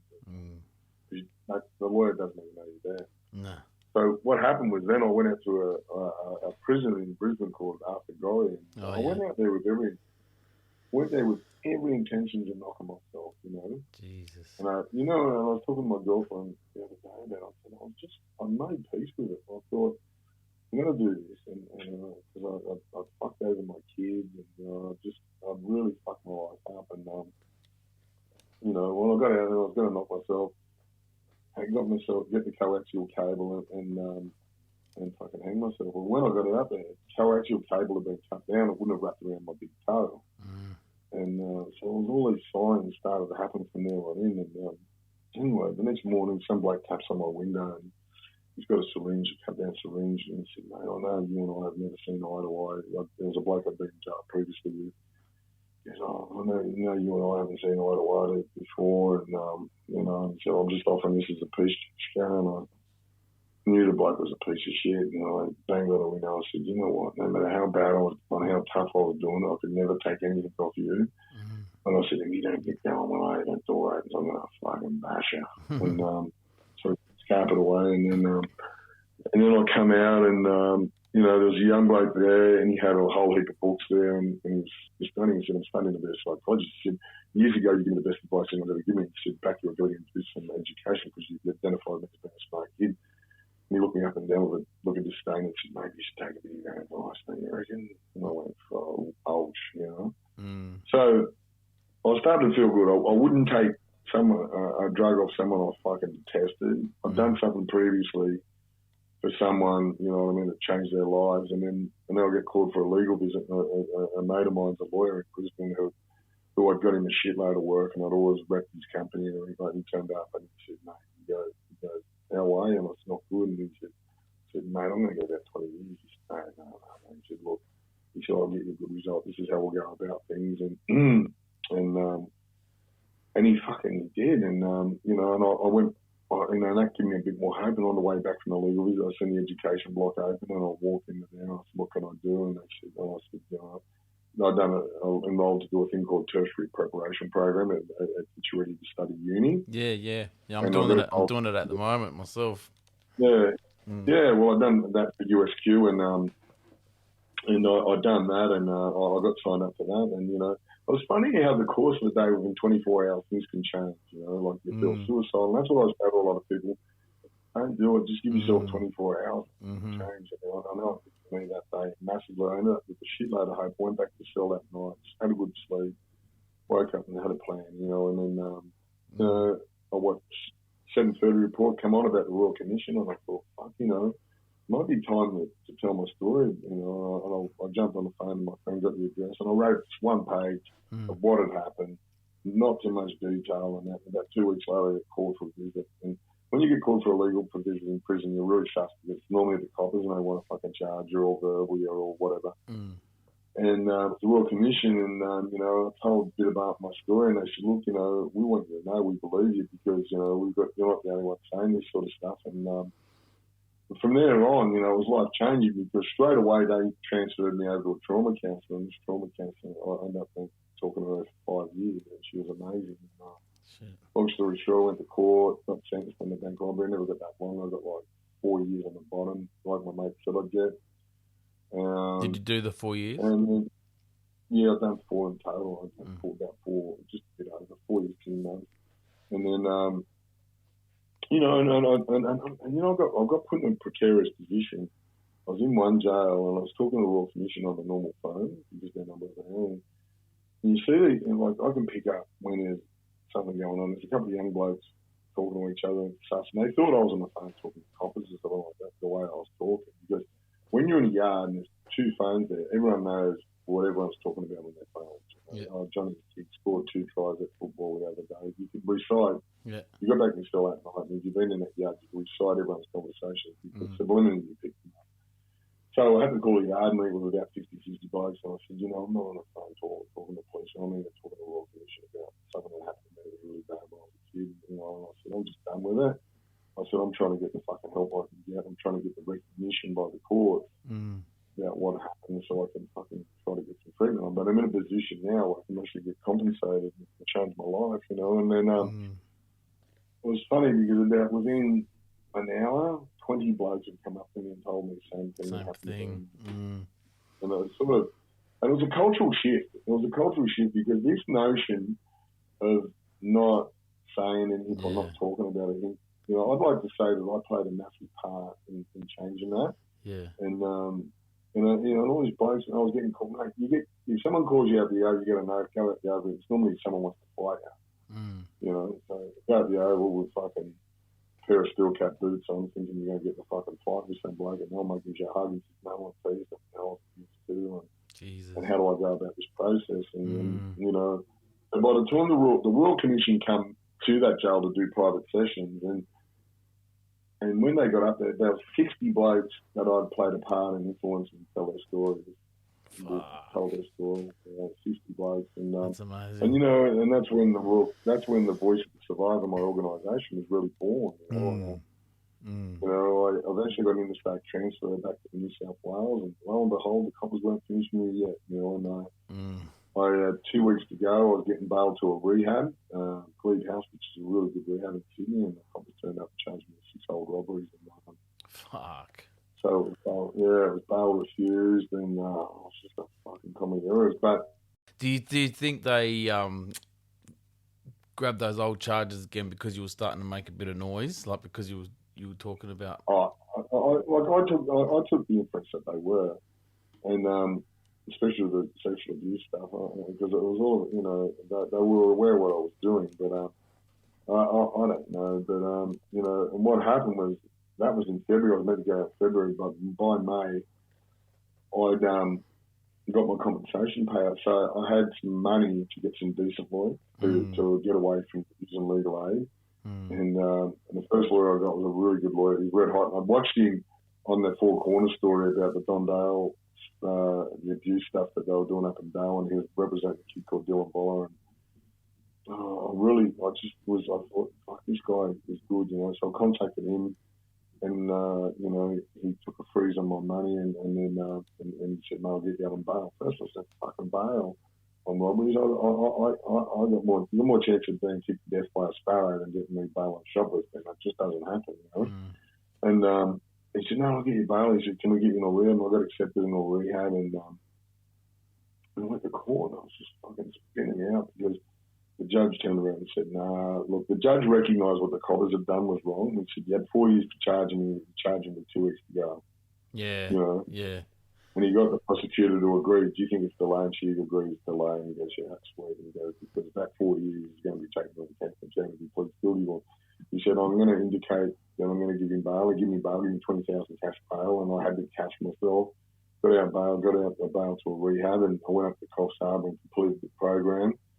Stayed in the area. I kicked off The Voice of a Survivor on a fucking barbecue table in my flat with a computer I didn't know how to use, and it was just sort of a learning process about a lot of things. It was a learning process about people who I trusted and who I didn't. I was looking for a PA, and I was just looking for someone who could type because I had all this work. All these people were contacting me through Facebook or on the street. I'd go to Sydney and come home. I'd go play in Sydney, go for a walk, and I'd come home with 20 clients. And I started the process. So the process for us is we interview them. We interviewed, they'd tell their story, and then we transcribe that, send it over to the lawyers as a statement. What's called a statement of facts, which is a part of their claim. And one girl turned up and fucking put crystals around me and do a chakra reading. And fucking, what's his name? Can we put the chakras away and get into work?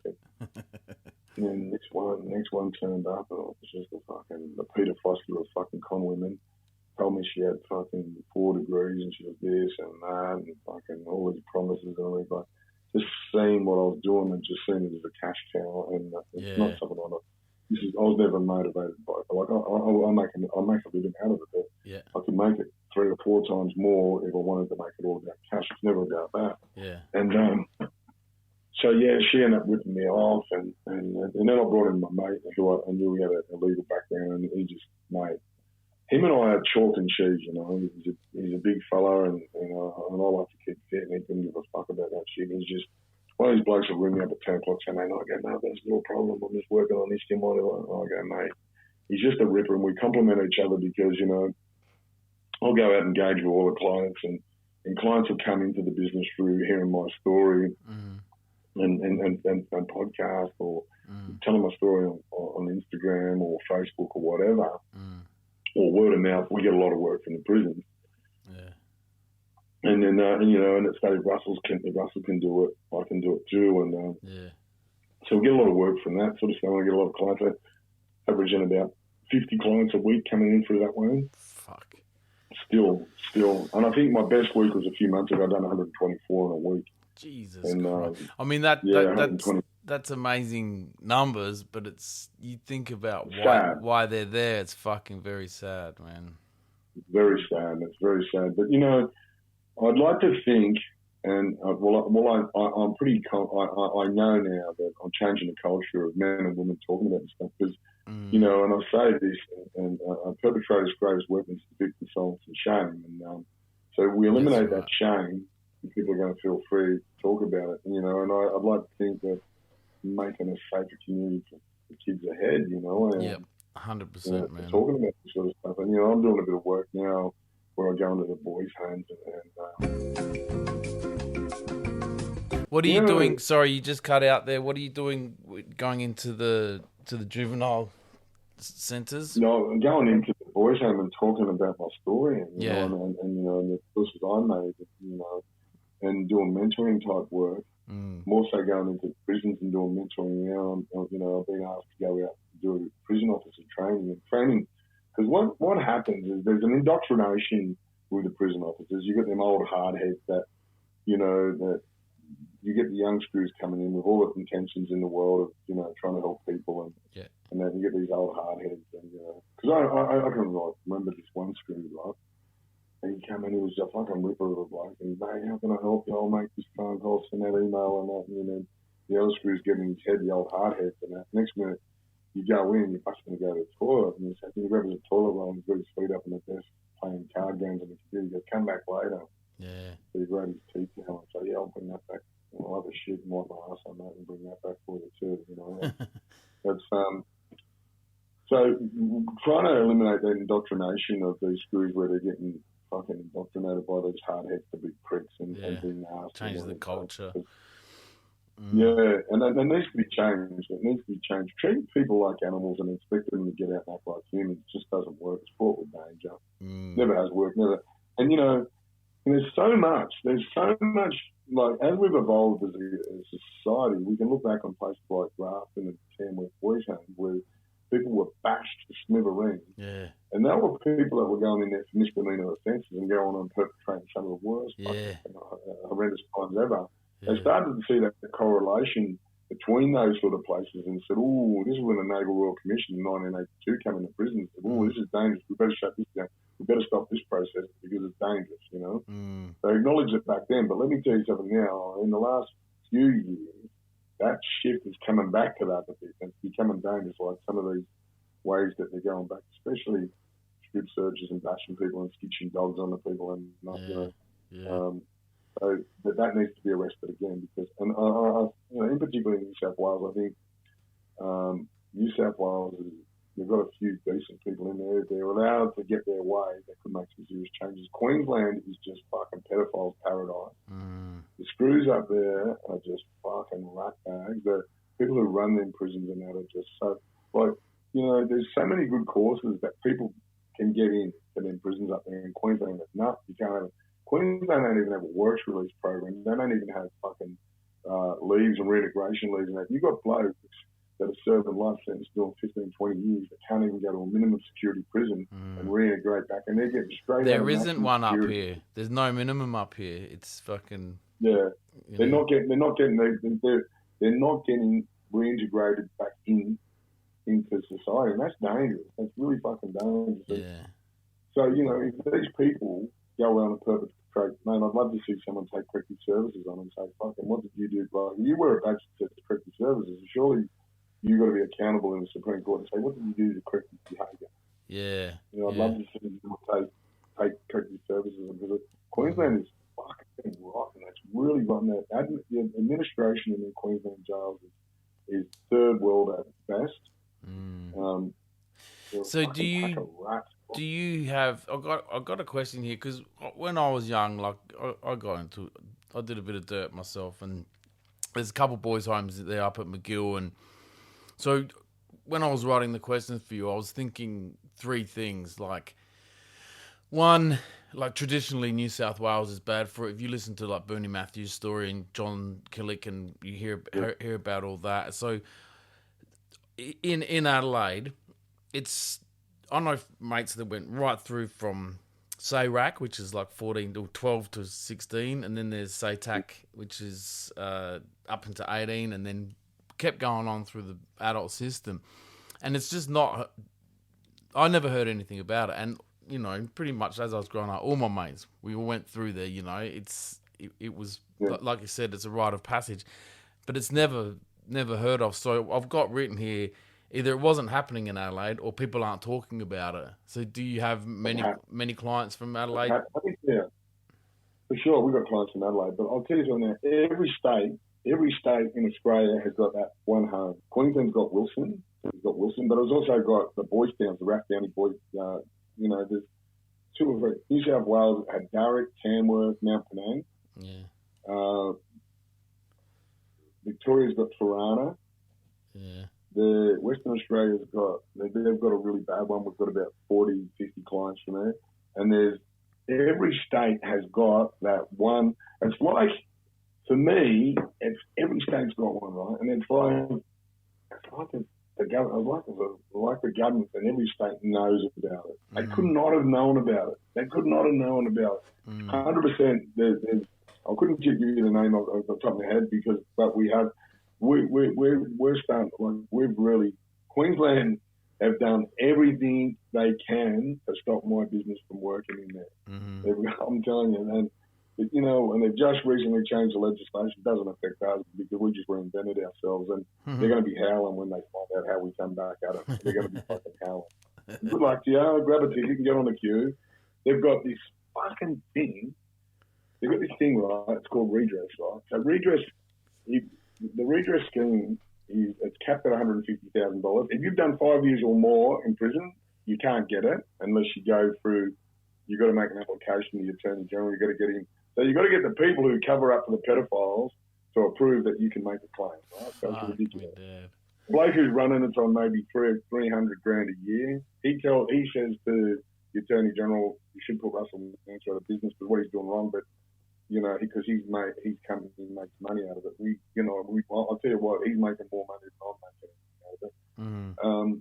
We got all these little fucking rich boy fucking law firms, private schools that go, oh, that bloke shouldn't be, he's an ex-criminal, he shouldn't. Mate, I'll tell you what, 90% of my clients wouldn't even talk to them people. 90% of my clients wouldn't even talk to a solicitor because they've had really bad experiences with lawyers, right? So they don't trust me.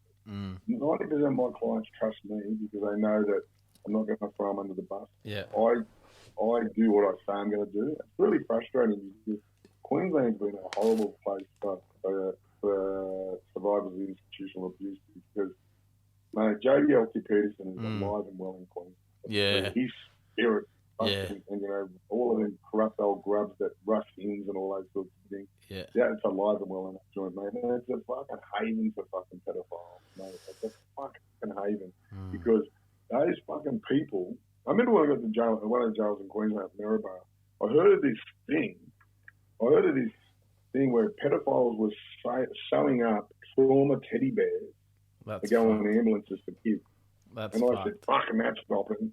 I said, let me tell you, that's stopping. They said, no. I said, yeah, I'll find out where that's going on. I said, I promise you, I'll make it stop. And I talked to the Royal Commission about it. I said, mate, it's so offensive, it's got stopped. And they were howling on me. The screws were going, you know, who do you think you are calling the shots? I said, who do I am? Fucking mate, I'll tell you what, who do you think you are not stopping it? Yeah. Who do you think that you are giving a fucking pedophile a fucking teddy bear so he can rub his cock and balls over it and fucking give it to some kid? That's fucked up, man. Oh man, I get animated about, you know, there's a thing at the moment, we've got a government that give a $43 million fucking grant to Hillsong Church while its CEO was under investigation for covering up the rape of a kid, now charged with it. They reward him for it. Wow. Because the PM, man, that's sick, man. That is so sick. And I think, you know, man, we got to send a message to these people that they don't matter, they don't count, and vote them out. You know, you know, it's crazy. Today, I'm passionate, man, about that. It's important work, man. It's important work that you're doing, man. Like I've got I've got a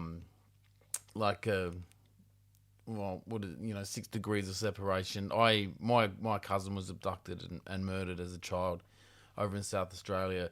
So, you know, I mean, everyone should be anti-pedophile, but I'm like, you know, Uber. Yeah, fucking sure. Uber. We should be.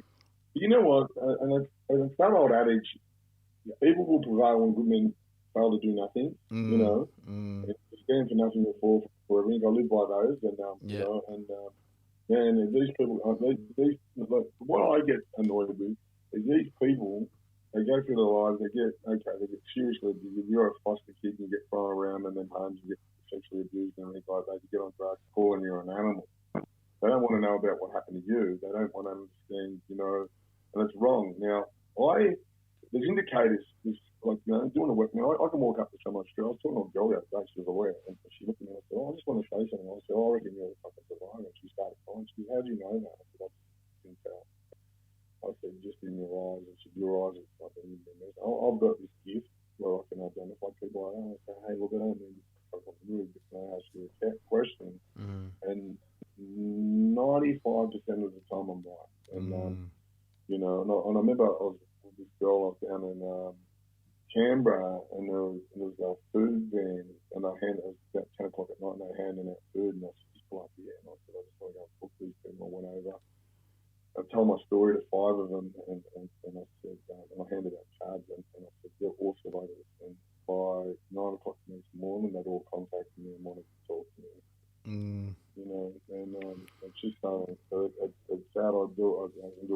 ago. But So what's the you know, process? it's What's the process with Voice of a Survivor? You're getting to. So I've got a few questions I want to ask you, but just while we're talking about Voice of a Survivor, so you're trying to get justice, as in getting the people charged, or are you just going for compensation? Our thing is, look, we're all about getting them people put in a position where they can get trauma counselling. One, they can get compensation. They've got to get compensation. These people have lost so many years of their lives. So, you know, we can get them engaged in trauma counselling. We can get them compensation. When they're getting out of prison, we do our best to either get them in rehabs or help them out with housing. I'm starting to do some other stuff with employment in the mines over in Western Australia. Yep. But we're trying to complete a holistic approach to helping these people. And the process is like this: is they come to me, they say, "Ring." I've got a chat on my phone that goes straight to my office. So he rings me and he says, "Hey mate, my name's Russell. I heard about you. Mate, can we start the process?" I say, "Okay." So I'll give your name, date of birth, place of abuse, you know, and any sort of thing that you can remember about it. I don't want to push them too hard. I just want an initial contact. Mm-hmm. And then I've got two solicitors that work for me, so they'll do what's called a pre-screen. So I'll get in contact with them, and they'll go through it, and they'll say, "Look, obviously you've got to touch on it. Was it oral? Was it anal? Whatever? Do you remember the names, the description, everything like that?" And then what they'll do is they'll send it over to the lawyer. The lawyer will ring them up and do what's called a qualification. The lawyer will qualify them and send them out a cost agreement, no win, no pay, and then they fill that out, send that back up, and then someone from my team, I've got a really good, I've got a red hot team. It's taken me ages to get what I want, and some serious trauma training where they're fully trauma informed trained, and so then I'll interview them over an hour and a half about what happened, and we get things out of them that a lawyer will never get out of them. That's effective in their case, you know what I mean, because they feel more comfortable.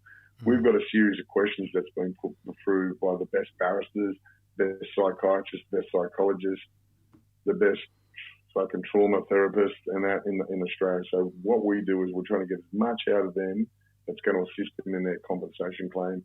But it also helps the more we get out of them, also to assist them in what we can support them with. You know, like we're getting out, might having a place to go to, or they really would like to investigate going to rehab. So, you know, we've got some good connections with those sort of places and that too. So, and out through the whole process, some of these processes take 3 to 4 years, and they're ringers on them. And another thing is, like, if they're dealing with directly with a law firm, you ring a law firm, that's about $300 a phone call. Yeah. Works out. They cost it. When they come through us, they'll pay about a third of the price in legal fees than they would going through directly to a law firm, because we'll go, we ring the law firm, so we've got John on the phone, so he's not getting charged anything, and we make sure of that. Yeah. We make sure that lawyers are being treated with dignity and respect, and just not a commodity. Yeah. If they ring us up and say, "Oh, we haven't heard from that lawyer in 6 months," I want to know why. I want to say, "Mate, how come you haven't ringed a lawyer, that client, in 6 months?" So that support, that moral support, and having people that they can ring and talk to, and not feel alone is massive. Are you getting it? Yeah, we've been doing. Are you finding that it's like? Are you getting kids as clients? Like, are teenagers coming to you now saying that it's still happening? 100%. We got a case from moment. And the bloke's still working there now. And he's this guy that likes fucking tackling and sticking his finger up their bums and everything like that, and grabbing them on the dicks and stuff like that. And that's current. And between us and a few other people, I think we're about 20 people on that bloke. You know, it's crazy. The real big sad thing is child safety. Child safety is in such disarray. I used to work in it, mate. Yeah, it's in such a disarray, and it's long overdue. A Royal Commission. I can tell you, my son ended up in child safety when I was in prison. You know, his stepfather was beating the shit out of him, and I sent a couple of my mates around there, not to bash him, just to give him a warning, and as a result, got kicked out of home and ended up on it. You know, and it never worked too well for him. And you know, when I read some of the reports, it made me cry. But Tiala Palmer, I think it is, that girl that got killed. was in child foster care or something like that got pregnant to the son and the father killed her, and that's a fucking example of yeah. Oh man, there's so many in Adelaide. In Adelaide, there was one. I don't even want to give him any fucking airtime. This fucking piece of shit. You know, I don't even want to say his name, but there was a Royal Commission into that, and I was working at the time in child protection, and people were saying, "Yeah, I worked with him," and you know, they were like, "There's no fucking way he did that. There's no way," because he was so fucking skilled at grooming that he had not only groomed all these kids, he fucking groomed all the people around him too. And he was given the biggest sentence ever in South Australia, 35 years. I know the one. He's only a young bloke too, wasn't he? Yeah. Yeah, I know. I remember that. That was horrific. And he was like 18-month-old kids. And yeah. like, So I've worked with some of his victims, you know, and they're done. They're fucking damaged. You know, they are very, very damaged children. You know, not good. You know, not a lot. Just the damage it actually does to people. Like I used to do a lot of interviews. I used to do a lot of people's trauma interviews, and the last one I ever done, I had was a really good mate of mine. The bloke's doing life in Queensland. He was abused by a bloke that's on trial at the moment at Wilson, and he was abused at Boys Town, and I came off that interview, I cried, and I just said to my business, no, I can't do that no more. It just rattled me. No, and this bloke, tough, and he's crying, he goes, fuck. He was questioning if it was the right thing to do, and I said, mate, let's just get through it. It is the right thing to do. You're doing the right thing by yourself. You know, and today we talk about it. He goes, I'm so fucking glad you done that interview. I said, fucking, I wish I didn't, because I haven't been able to do one since. Because I've got to do this stuff, you know, in this work. I've got to really protect myself. Like after that interview, I you know, I had a bit of a relapse with the drugs, and but straight away when I say that, I end up putting myself in a private rehab. Yeah. And straight into the attack real quick. You know what I mean? I know what to do, but took a lot out of me. I've got to be careful. So it's self-preservation these days, and I've got a really good team around me. Like I've got 14 people working for me. Got a red hot team around me that know me. Yeah. Go, hey, mate, you should try this. Or my business partner's just all over. He goes, mate, you need a week off. Fucking here's a couple of tickets here, or go there, or whatever. Or he's talking to my partner, and you know. So I've got a real good team that see indicators in me that go, hang on, you need to just support it. Because you're reliving it. When you hear this shit, you're I'm assuming here that you know you're reliving what happened to you. 100%. There's things that there's similarities when you hear the similarities in some of the words or what, you know, the denial when it's getting reported. That's you know, one of the toughest bits.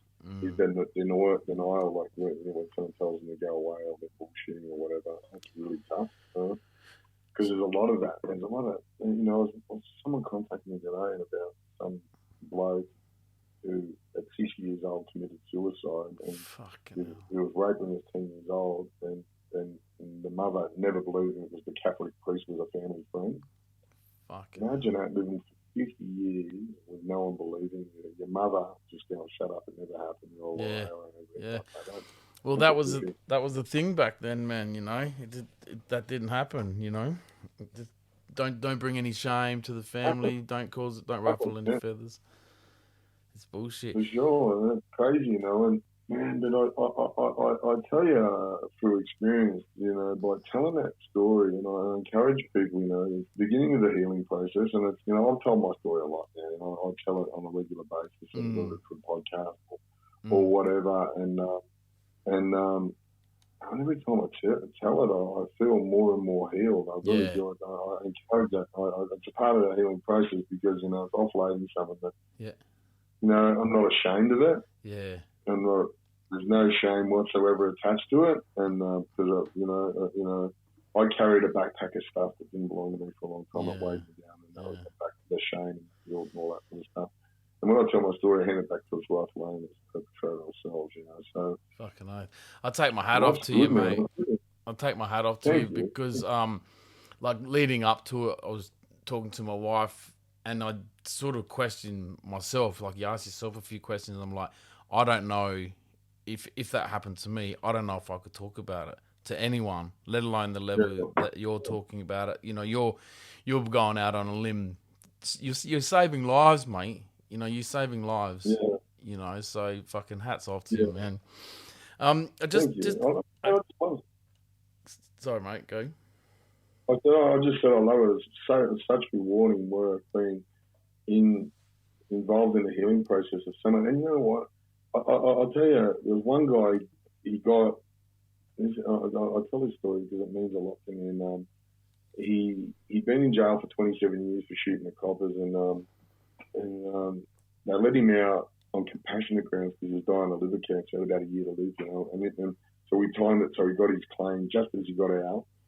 And he contacted me about 2 weeks before he died. He said, "Look, mate, it's nearly over." And he said, "But I just want to thank you." He said, "You know, I had some really bad memories in my life." He said, "For what happened to me." He said, "You know, I've had, you know, the last 9 months I've been able to spend time with my kids and do some nice things, have nice meals and go on a little holiday." And he said, "I thank you for that." He said, got a couple of good memories, you know. That's beautiful, man. That's beautiful. You know, or 3 brothers send me a photo, and they're 3 brothers hadn't spoke to each other for 25 years with their arms around each other coming out of the Supreme Court, you know. It's fucking amazing. It's beautiful. Yeah, it's good, you know. Rewarding. It's so good. Yeah, it is. And I love it. And, you know, because I live by the notion I try to give more than I take. And life's been really, and I've never, and with that attitude towards life, I've never slept in a homeless shelter. I've always had something to hang all that clothes on my back, and, you know, and it's universal, you know. Man, I was with this girl and I was talking about throwing out the universe, and fuck all that hippie shit, but it's so true, man.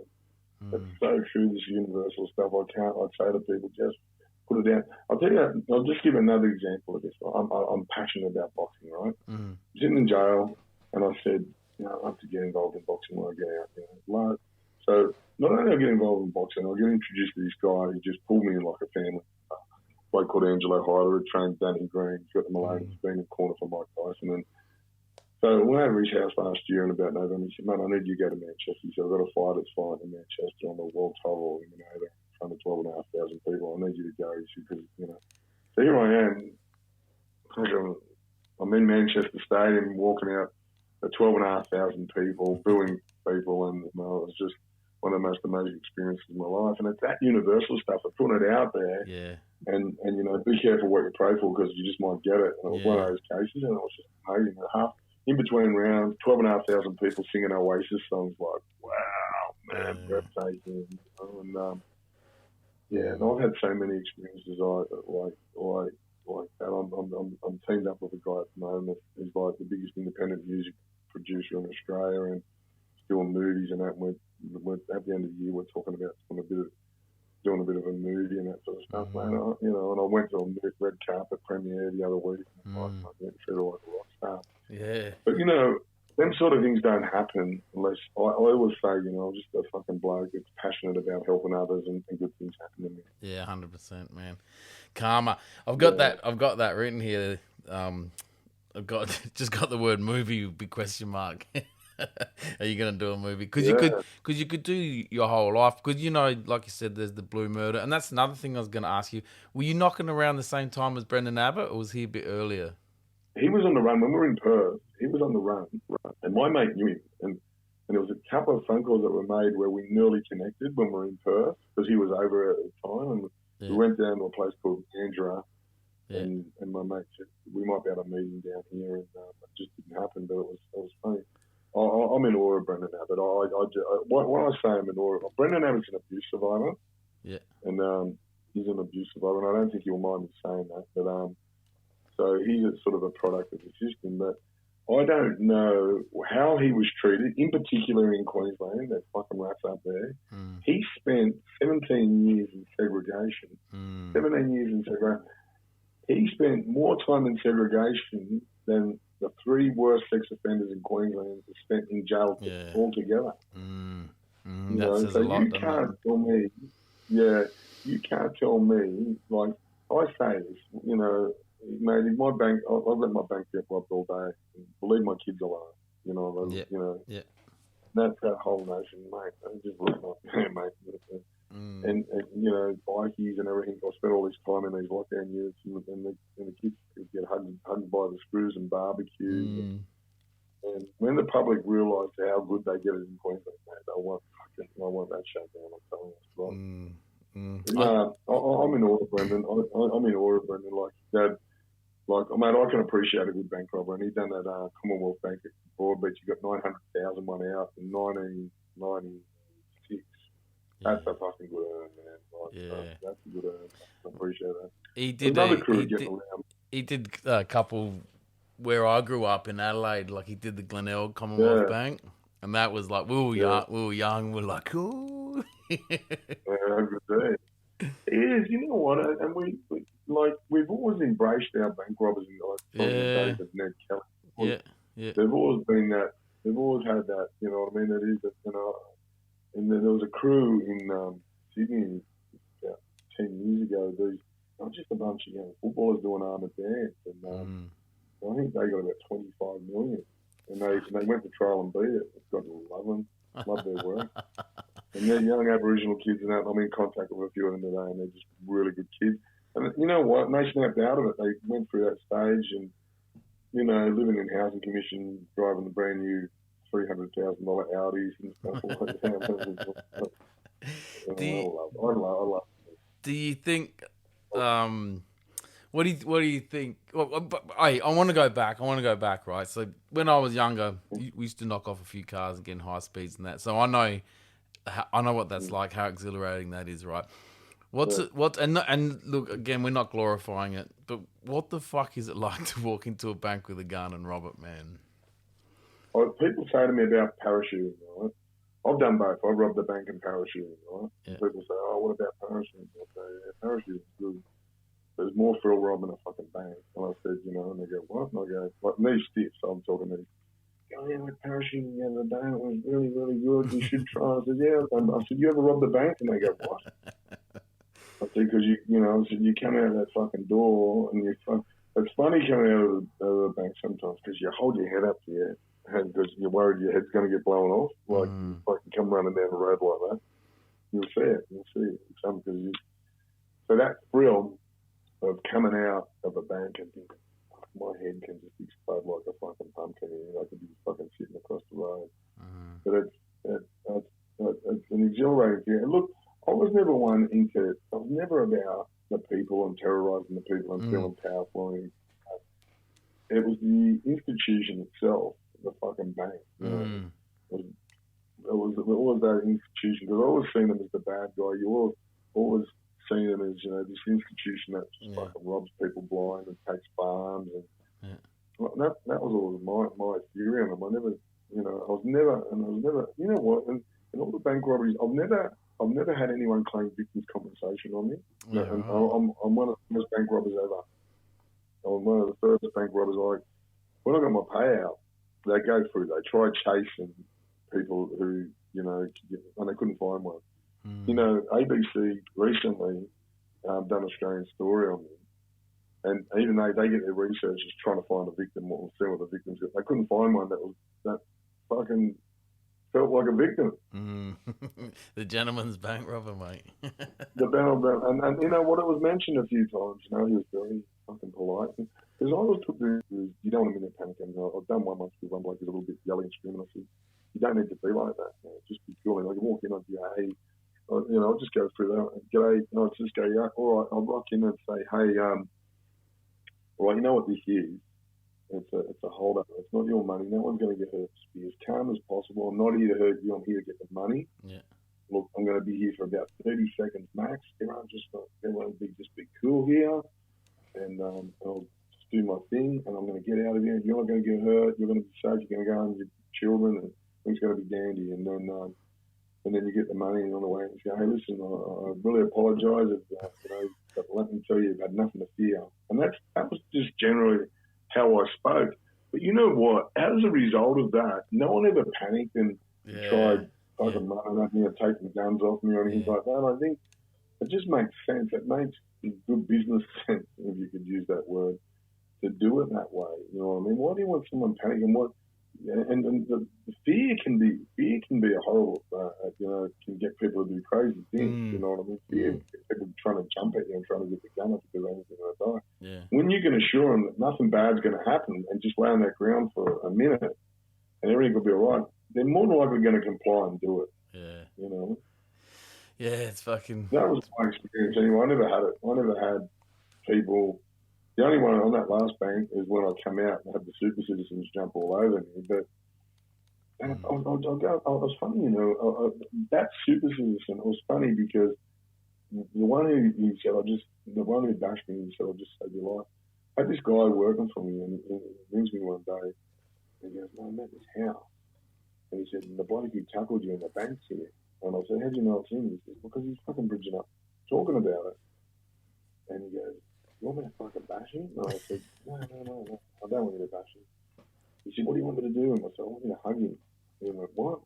I said, I want you to hug him and say, I said, thank you, you saved my life. And he said, I can't do that. He said, I'll just fucking punch him in the mouth once. I said, no. Just do as you're told, do it. And he went over and he goes, I've got my uncle on the phone. He goes, who's young? And he goes, who's young? He goes, oh, the bloke you tackled in the bank. And his name's Russell Manser. And that bloke knew that. He went, oh, and my mate was saying, he went, why when I said that? And he said, he wants me to say something. And he, oh, mate, fucking get ready to fucking defend himself. He said, come here, give us the hug. The bloke said, what? And he said, yeah. He said, he wants you to fucking say thank you because you saved his life. And he went, what? And he goes, he's not dirty. And my mate, he said, he looks at it this way, he did save his life, because if he didn't tackle him that one, he would have went on and done a heap more and actually fucking died. And you know what? And I'm genuine in that. I really believe, I me and my mate walked past that bank a few months ago, and I said, just to do a video on it. That bloke, I wish he wouldn't have fucking jumped on my head a few times, and I'll forgive him for that, because, you know, the outcome was pretty good, and then I got apprehended. Timing, universal timing on it was all good, you know. It did change my life. I got an opportunity to tell my story to Royal Commission. That in itself changed my life, you know. And I'm forever grateful to Julia Gillard, the Prime Minister Julia Gillard, for having the balls to do that, to take them people on and bring this in, because she's seen there was a serious problem in that.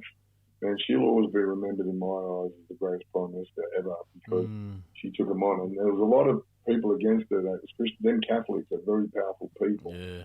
She was up against that, and Tony Abbott was jumping up and down. This current rut we got at the moment, he knew he had a few mates that needed protecting, and you know, she took on a lot, you know. I mean, and it changed, you know, not only my lives but the lives of thousands of other people that are not suffering. I think, you know what I mean. And, you know, survivors are people too, you know, and you know, a lot of them don't end up well. A lot of them end up in serious, like doing serious jail time and serious drug problems and everything like that. Julie Gillard is a dead set hero in my eyes. She's an amazing woman, and you know, I'll live my life forever grateful to her. And have you ever spoken to her? No, I'd love to. She's a hero, and you know, I'm on a few political pages and that sort of stuff, and I'd love to. She's an amazing woman. I've got some contacts. I'm slowly getting there, you know, contacts, and I hope to meet her one day. I think she's just an amazing woman, and you know, how she was treated by some of the men in politics was just ridiculous, and they should hang their head in shame. In particular, Tony Abbott. Yes, and, boys club, mate. He was just a fucking pedo lover. He was just a rat and pedo lover, and you know, and she should have that, and she should always be remembered for what she done for survivors. Because I'll tell you one thing: there's thousands of it. You know, what an amazing woman to be able to do that. What she's done is. Yeah, crazy world, man, and the world needs more heroes, and she's definitely one of them, you know. Yeah. So I'm just going to sort of track back to a couple questions that I haven't asked. Did you going back to, you know, when you're 16, 17? What was your thoughts on revenge on like, you became a bit stauncher, you became someone, did you ever want to fucking get revenge on these people? And did any of those screws ever, are screws getting brought to justice and getting charged? No, you know, it was a great time, because I lived with that. that revenge thing, it's something that it was like a pillow. It was like a comfort blanket for a long time. When I get in position to see one of these people, and you know, because I would have just if I would have ever come across one of those blokes, like there's positions you can get in jail where you know. Unfortunately, I never ever got into jail like. The bloke who abused, the main abuser at a Derek boys' home died of a massive heart attack at another boys' home, which was well celebrated. Yeah. The two abusers in the cases in jail, I don't know, just disappeared in obscurity. Mm. The necrophiliac fucking received constant bashing, like things. The tide changed on him. I think he's still alive, but you know, I done this thing. I done this thing with my trauma counselor. She was a fucking amazing woman. She was an amazing woman. She took, and I had to do it, and she done this thing. She said, "Oh, I went into trauma. I went in to do a counselling session." She goes, she said, "Russell, I got an idea." She goes, "We're going to kill a pedophile." And I went, "Fucking music to my ears. Let's go. You're going to help me." And I thought she generally liked. And we went, she done this stat thing on me. She goes, "Okay, so, you know where they're one is like, I can jump a couple of fences, get in that yard, and I should be able to go to town on one of them." And she goes, "How many cameras am I?" She said, "Oh, there'll be about 10. She goes, "Well, that breaks us down to about 65% chance of getting away with it." And she goes, "When you get in there, how many blokes in there?" Says 50. She goes, "How many you tell us?" "Oh, 45. And they all talk about being sworn." She goes, "Oh, we're down to about 85% chance of getting away with it." She goes, "Okay, when you do hurt them, and what's the chance of getting rid of the weapon?" So we got down to about 2% chance of getting away with it. And that wasn't even realistic. There's 100% chance of getting caught. Mm. And the question was, how are these thoughts serving me? You know, how was those thoughts of revenge serving me? Yeah. And what's it actually doing? It's that adage of having a resentment with someone's like drinking a cup of poison and hoping the other person dies from it. Yeah. You know? Yeah. And having a resentment will rust the vessel it's contained in. So I've got to have a look at what this stuff's doing to me internally, and how's it serving me. And it's a big thing, you know. It's a big thing. Like, it's not a matter of letting it go, but it's just a matter of fucking putting it away. Yeah. Putting it away. It's not serving me any well. It's only doing me more damage. Them rats are actually not losing a grip sleep about me sitting there wanting to kill them. They don't even know it. Yeah. So, true. you know, and I've done so much work. I've done so much work on it, on those sorts of stuff, you know. If I see one today, punch him in the chin, do a fucking Ronaldo fucking soccer kick on their head, couple of stomps, you know what I mean?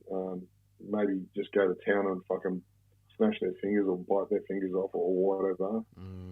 But the probability of that happening, and I'm a realist, I'm a realist, but very remote, very remote of me ever seeing it. Because one, I'm never going to do that in jail. I'm not going back to jail. That's just a no-brainer these days. So I'm not going to do anything that's going to put me in a position to go to jail. Yeah.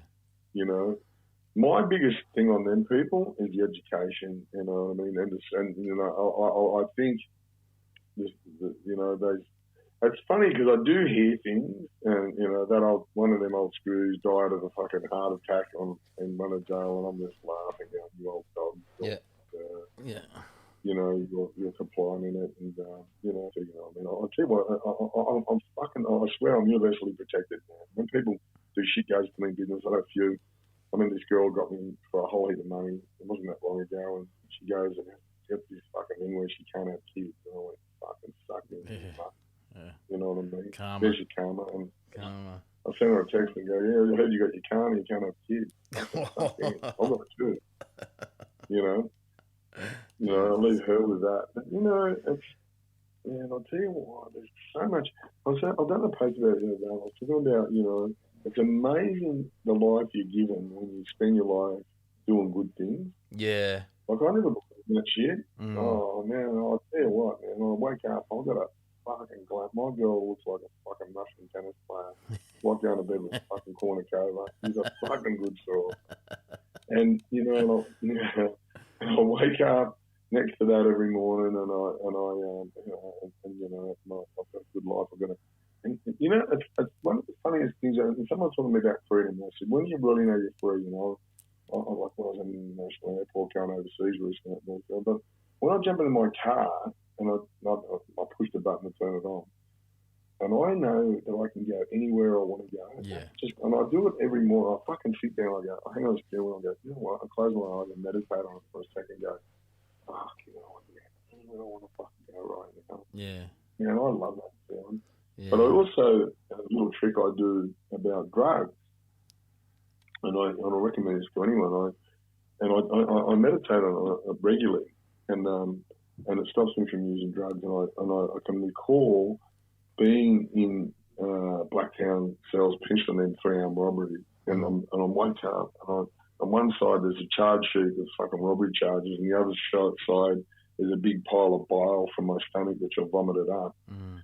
And I'm feeling empty as a drum, and I can go back. I can close my eyes now and go back and be there for 10 seconds and feel like that exactly thing. And I meditate on that. So if I have a using thought on drugs or anything like that, I'll just go back to that thought and I'll go, fuck that. And it's called a Pavlovian response, and the Pavlov's dog sort of response. Mm. And it's just don't use, and that appeal to use drugs, and it's just not there no more. Good. Because in recovery, they say, create a life that's better than using, and I fucking got it tenfold. Yeah, man. So, yeah. You got a lot of people. You're carrying a lot of people now, so you've got more than yourself to let down. Yeah, it is, and I done my book launch the other night, and I was like, I'll tell you, I had the Commissioner of Corrective Services there. That's crazy. A couple of cops, I had Gary Julian, another one. They're people I would have never associated with my life. And he says the same thing about me. He goes, oh, that fucking out of a bank robber. Yeah. And he's a funny guy, Gary. When he'll ring me up and go, he tells me that you're not doing real well at the moment. I said, no. That's that fucking homicide squad intuition, isn't it? He goes, fucking over it. I love his podcast, man. And I'm the same. Man. I never thought I'd ever really like a cop, but I saw him on TV when they were pulling him over the coals for the recording he did in the William Tyrrell case, and I'm like, fucking hell, he should be doing that, He's trying to find a kid killer, and then the coppers shit on him, and then he said he had a podcast, and I'm like, I'll give that a crack tonight, and I love it. I reckon he's pretty cool for a copper, yeah. And he loves the knockabouts, and Johnny Lewis is Jeff Fennick's boxing trainer. Johnny Lewis knows his way around a good night. Like, he's best mates with Russell Cox, and if Johnny Lewis says Gary Jubilin's a good bloke, man, that's enough for me. Yeah. And mate, that was my experience. He was a good bloke, and the book launch, he gave me the biggest rap, and loves what we do, and it was just so good. Abbo Henry was there. We had it was a cast of thousands, and it was just a good mix of different people from different, a couple of fucking pretty big were there too. Yeah. They bought a heap of books. That was always good. It was just a fucking nice night. It was funny, because my girl was saying, and she goes, you struggle with people giving you compliments, and that's what it was, just a night of fucking compliments. But at the end of it, I just finally embraced it. I am a decent person doing good things, and that, because that's self-talk. What happens when you're an abuse survivor is your self-talk is you're a scumbag. 23 years of prison where you got these screws telling you what a shitbag you are and what a horrible person you are. That's insane sometimes. It's in your subconscious and you start to believe it. And that's been a big thing for me, is unpacking all that shit and sort of going, because, you end up with abuse trauma, but after 23 years in prison, you end up with a lot of prison trauma. Yeah. So, and that's what I'm trying to play a part in now, is sort of helping people with that, like coming out and training. Like, I've got a heap of blokes. I've got some really good guys, and there's a guy I'd recommend you interview, a bloke called Jeff Morgan. He's got the Aboriginal bloke who used to rob armoured vans, and got the Jeff. He's a nutritionist and that. Oh yeah, I know. Yeah, top bloke. Yeah, top bloke. And so we've got a good bunch of blokes these days. I've got a heap of bunch of mates that have been in similar positions to me, and they've turned their lives around. That mentor each other. We know how each of us cover. Brent, really give Brent a shout out there too. Yeah, yeah, and Brent, and poor Brent's been through fucking hell, and and they're chasing him up over his bike. Man, they Yeah. won't let it. Like, I know another guy. Who's in the same chapter as me. He gave the bikies away 12 years ago. Bloke's a really good boxing trainer, right? He had a fighter fighting on the Barry Hall card. It's a big event. He wasn't allowed to go to the fight. But you know what? Pedophiles are allowed to go to a wheels concert. So a bikie can't go to a boxing fight 10 years after he's been a bikie. Yeah. But a pedophile can go to a Wiggles concert. Fucking mate. Again, it We haven't says a got our lot. priorities right. Brent can't go and watch his... Brent lives at Columban. He can't go and watch his kids play rugby league across the border at Blamble. That's ridiculous. Yeah, I know. That's ridiculous. And what they've done... And they've shut him down, shut down his Instagram, and like he's not allowed to physically fucking talk on there. No, he's not but a pedophile can jump on there and fucking look at groom kids. Yeah, it's fucking bullshit. And how do these people get away with this shit? Who are they accountable to? If you're listening, Brent, fucking, what's up, mate? Keep your fucking chin up, brother. Yeah, all your brother. And, always having it back, and the clink is really, you know what I mean? Mate, I was with him one day, and mate, the amount of people that come up want to get a photo with him, because he does good stuff. He's a legend, man. I had him on this really show. Yeah, he's a good bloke. Yeah, he does good stuff, and you know what, and it's not recognised. Mate, being a bikie in Australia, honestly, these fucking dirty, rotten politicians, and I'll say this, I'll tell you, so I'll give you some stats, right? Task Force Maxima, the bikie task force in Queensland, 120 coppers in it. Task Force Argos, who chases pedophiles, has got 9.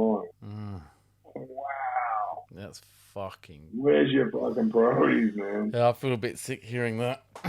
It's a bit nauseating. Well, where I live at the moment, there was something revealed the other day. There's 39 active child sex offenders in the area. And I'm like, what? And it was just said real nonchalant, you know? And because I'm not far away from where Daniel Morcombe was taken. Okay. You know? I was there. Yeah, so it's just like, fuck it, you know? And they're just really nonchalant about it. And then they're ripping into this young bird who got caught in the same thing. It was like the local rag up here. The same thing. They're like, oh, a girl was selling a couple ounces of weed and this, that, and the other. A single mother trying to fucking pay for her kids' food. And they tear her apart. But then they're like, oh yeah, and by the way, there's 39 active sex offenders. But there was just like real nonchalant. Fuck it, they're all in on it, mate. Crazy. The fucking judges, they're all in on it. It's crazy, man. It's crazy what people find acceptable. I remember going to visit a mate of mine who's at a minimum security that shared. There's all sorts of guys there, and my mate was saying, oh, these people are visiting fucking out. And I remember at the end of the day, we were going to put money in the account, and I said, oh, well, I know full well what the personnel is. I said, what's the mean for? I said, oh, he's got a bit of a problem with kids. And I said, oh, I said, so what you're saying is he's a dirty one, fucking sick, fucked up, fucking pedophile. He goes, oh no, he's not that bad. He just he has a liking. And I said, it's not a liking. I said, it's a moral deficiency. I said, he's a fucking piece of shit. Yeah. And I said, hopefully one of the boys gets hold of him and then fucking gives him some air conditioning ducts. And I said, I hope so. I really hope he gets fucking really badly maimed. So when you were doing your time... and fucking change the tune. When you were doing your time, like, so I've got one here that, you know, going by a few of the photos, it appeared that you seemed to do your time a little bit easier as you got older. What would you do if you saw a rock spider in jail? Did you have a crack at him? Can I give you an indicator? I'll tell you a funny story. We're down at Junee in 1995, and the guy said, "There's this bloke walking around here," and my little mate Chris Miller, he's a fucking river of a bloke. He was in for killing one, and he got 20 years with a non-parole of 15. And he goes, "Oh, that bloke looks a bit sus." And anyway, so this guy at Junee, and he takes off and he goes to court in Sydney. So we get in the Sydney papers, and it turns out, he goes, he was the first guy to ever be charged with going overseas. And what he'd done, he'd been overseas, went on a sex tour and got all a heap of photos. Went to a photo processing joint in Manly, went to put him in, and the photos of him having sex with kids and that sort of stuff. So he got charged with them. Anyway, we get this escort list that this bloke's coming back. We're thinking, okay, well, he slipped through the gap. So we get this thing and he's coming back to the jail. Fucking what? Anyway, so I go to work that day and I come home from work and my mate said, oh, mate's just about to get it. He's about to get better fucking justice. And I said, okay, and the mate says, go jump on the phone and give yourself an alibi. And I said, okay, so I'm ringing my girl. I said, hey, babe, we're going to stay on this phone for as long as it takes. She goes, what's going on? I said, there's a rock spider who's just about to get his own. Anyway, she's yelling and screaming and yelling and screaming. And she's going, fuck, he sounds like he's taking it too well. And the screws ran in. And I didn't even know this. They ran to his cell, and he had a toupee, a wig on. And I didn't even know it was a wig. It was on the ground covered in blood, and the screws were saying, they've scalped him. The mongrels have scalped him. And fucking, I was in tears. And long story short, they'd come to my cell with the blue light thing for blood and everything like that, looking for that blue light DNA thing. And they found nothing. And they were barking up the wrong tree.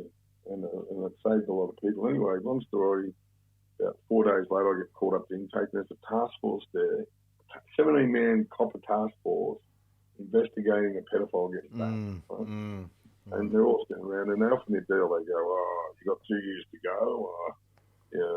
If you help us, if you write a statement,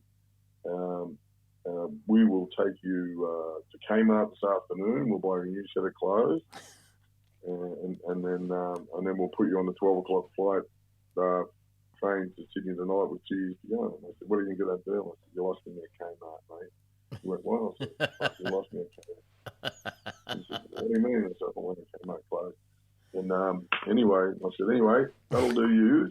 Offering deals to fucking say, I said, I'm just fascinated. Yeah. How many of you, they said, there's 17 in this task force and we've been listening to everything you say. I said, good luck to you. But I ain't saying anything. And he said, I said, so do you do the same when this bloke was doing this to kids? Was there 17 of you investigating him? Yeah. Same deal, mate. Yous are just as bad as each other. Of course we are. There's just today I saw on my Facebook feed a copper up here was caught with child pornography. The ones that watch that porn, man, they should be punished even fucking that. It's just as hard. It's minimised. He's only looking at images. Well, if people weren't looking at images, fucking a lot of the abuse would. Man, they've got to be hammered. Like, they've got to get one of them and just give them 20. Like, look, I don't believe. Look, where do you put them? I'll tell you something now. My sexual preference, I've got to say, I'm a heterosexual male. There's a certain type of woman that I'm attracted to, right? A lesbian is attracted to a certain sort of, a gay guy is attracted to a certain man. That doesn't change from going to Long Bay or wherever or Wollston and doing a fucking 6-month course and getting a hot dog or whatever. No. As a reward of doing the course. No. Now, your sexual preference will never change, right? That's how we are. Psychologically how we are. It's not going to change. They're going to change. They're attracted to children. It doesn't change. You don't cure these things. No.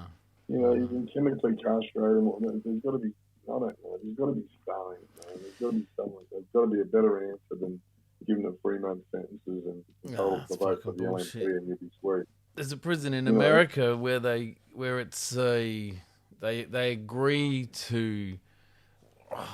How did they do it? They sort of agree to admit that that's what they do, and then it's like a hospital. They get around like a fucking hotel, and only pedos go to this jail, and they're treated like a fucking 5-star hotel, mate. And like, so they and for their safety, quote unquote. You know, it's fucking disgusting, man. You know, and then they want to give them the fucking kids, the dolls, and think that that's going to be a deterrent. Like, oh, don't get me started, man.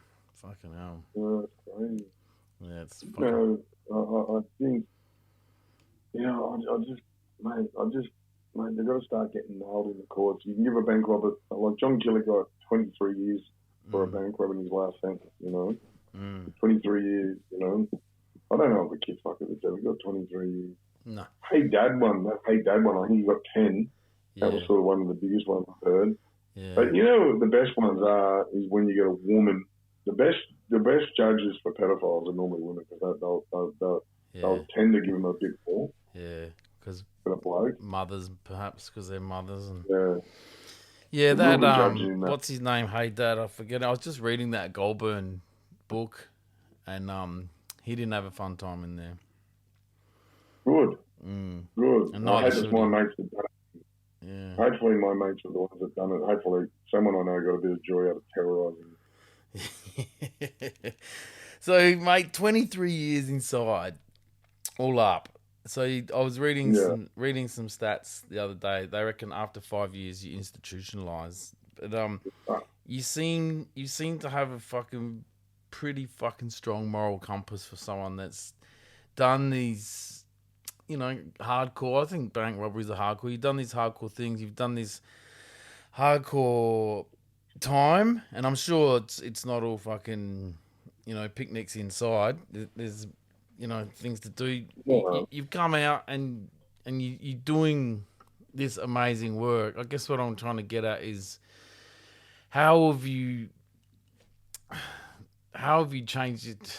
I don't even know what I'm trying to say. I'm just so overwhelmed by what you've been through and what you're doing. But how have you turned your life around so much that because most people would be like God. I found God, this, that, and the other. How have you turned yourself around so much after 23 years to be... I wasn't lost, though, I'm told. I'm told when people say they found God, I say, I don't think he was lost. But, the thing, look, I just wanted more, I just got sick of being in so much pain. I got sick of creating pain because I just became a pain machine. My mum was getting old and I was starting to worry that I was going to lose her. But, my kids were getting older too, and that influence on them. And I don't know. Like I've always been a person with a kind and generous heart. Whether it's given, like someone might buy out, or some buy up in prison. I just always had that. I've always had a generous heart, and I just wanted to do something with my life. I want to have a legacy. I don't want to be this guy that's. And I've seen it. These blokes, all they've ever done was jail, and they died bitter and everything. I just wanted some life. I wanted some memories. I wanted some decent memories, and I found my calling. I just found that I had this amazing ability with survivors for them to feel at ease telling my story, their story to me, and I just thought, fuck, and the feeling that I got from it was better than any drug that I've ever taken. It's better than heroin. When someone tells you a bit about their story and they trust you for the first time to ever tell their story to you, and it's pretty special. And, it might be horrific and it might be traumatic, but I'll tell you, and I had a report done to me. I've got this guy, his name's Professor Ian Coyle. He's a professor and a psychologist that writes trauma reports, and he reckons there's only ever two people he's ever come across can do this type of work and grow from it, and it's me and a woman called Hetty Johnson from Braveheart, and he wrote that in the report. And I get a lot of growth from it. I really get a lot of growth, and the joy and the respect I get in the community, like the people I associate with these days. I'm involved in boxing and with elite sportsmen, and not only elite sportsmen, elite businessmen, and that sort of thing. I got the respect of my peers and my community. And I remember the last time. When I went to jail, when I went to sentence on these 6 robbery charges, by that stage I'd been out of jail for about 14 months, and I'd well and truly established the voice of a survivor. And I went before a judge to get sentenced on them robbery charges, and the judge described me as a community asset. He said, if I was to sentence you back to prison, it'd be a waste. I'd be doing once you're a Republican number one, you become a community asset, and the community gets disadvantaged by sending you back to prison. Man, to hear those words, it was like, I don't know, cathartic for me, because I take pride in it. I love it.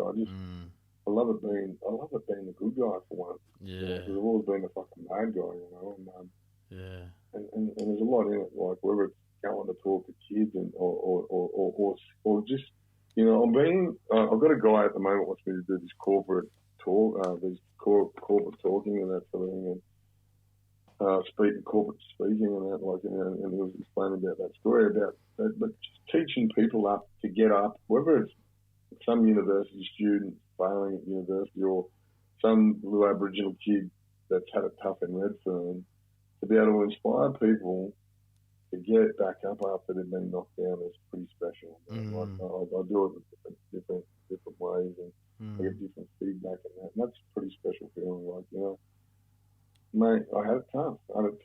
You know, and I look at this, and I live my life. There's a lot of gratitude in what I do. There's a lot of gratitude. I'm real big on gratitude. I wake up in the morning, I just want to know 5 things. I want to identify 5 things I'm grateful for. Yeah, I do I that. fucking breathe. My kids haven't got leukemia. Yep. I'm not one of these parents that, you know, man, there's a tree outside my window. I've got a home. Beautiful. Yeah. It's beautiful. It's beautiful. You know, I've got a farm. I own a farm just down there by a bar. I bought it. It's getting sold at the moment. I had it with my partner. I get so much gratitude from nature. Yeah. You know? Yeah. So much gratitude from nature. Whether it's going for a walk on the beach or seeing fucking black cockatoo fly past me or whatever. You know, I just get so much gratitude from nature. Yeah. I get so much, and I'll do it. And you know, people around me, like, I'll be driving along and I'll fucking pull over and I'll go, "Fuck, look at that." And I go, "What's that?" I'll say, "You don't see that shit in prison." Yeah. And I go, "What do you mean?" It's a fucking mountain. I'd go, "Man, fuck, and it's a good mountain. Yeah. Beautiful. Look at it." And look at the fucking sunset or whatever over it. Man, I've got so much gratitude. And it rubs off on people. People like being around it. Yeah, you know, infectious. Because, you know, it is, you know, and you know, I've got my little sidekick, Mark Torrance, and he's like a really, like, he's just this bloke. It's just Jim Mad. He's the best personal trainer in Australia, I reckon. You know, and he's always pulling me up on stuff. He goes, "You know, your gratitude," he goes, "it rubs off on him." He goes, "You just stop," and he goes, "I don't even know if you realise what you're doing sometimes." And he goes, "I know what you're doing." He said, "You just stop." He said, "You won't say a word, but you stop and looking at something and you're admiring it."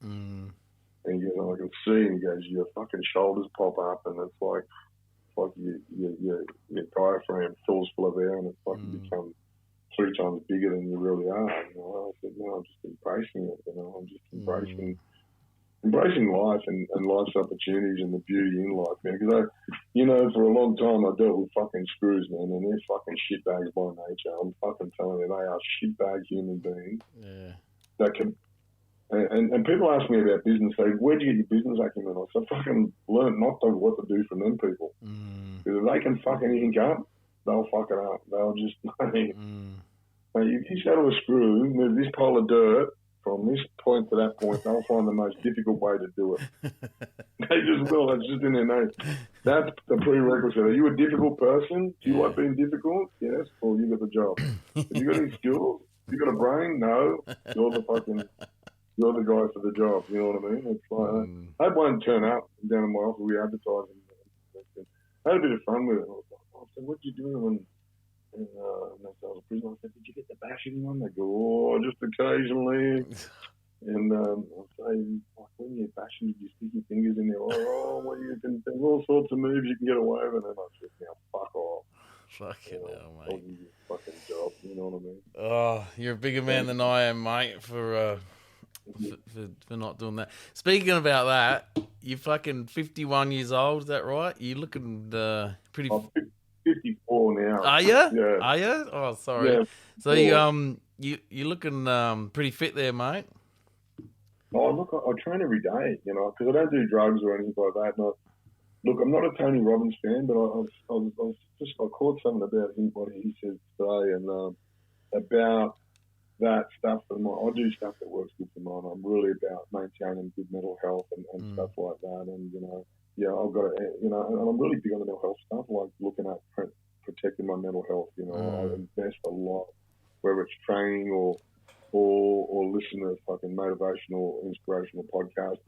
Tell you what I've got into in later years for my own yoga and meditation. The ability to slow down my mind and be at peace with it. You know, I'm really big on peace these days, man. I invest a lot in my peace. I don't have people in my life. 2 people contact me. I done a thing the other day, and there's a bloke from prison that like, "I don't like him. He's done this," and I said, "Well, fuck off. And tell me your problem. Don't bring your negativity in this fucking fucking. I've got too much positivity going on, you know. I don't want to know about it.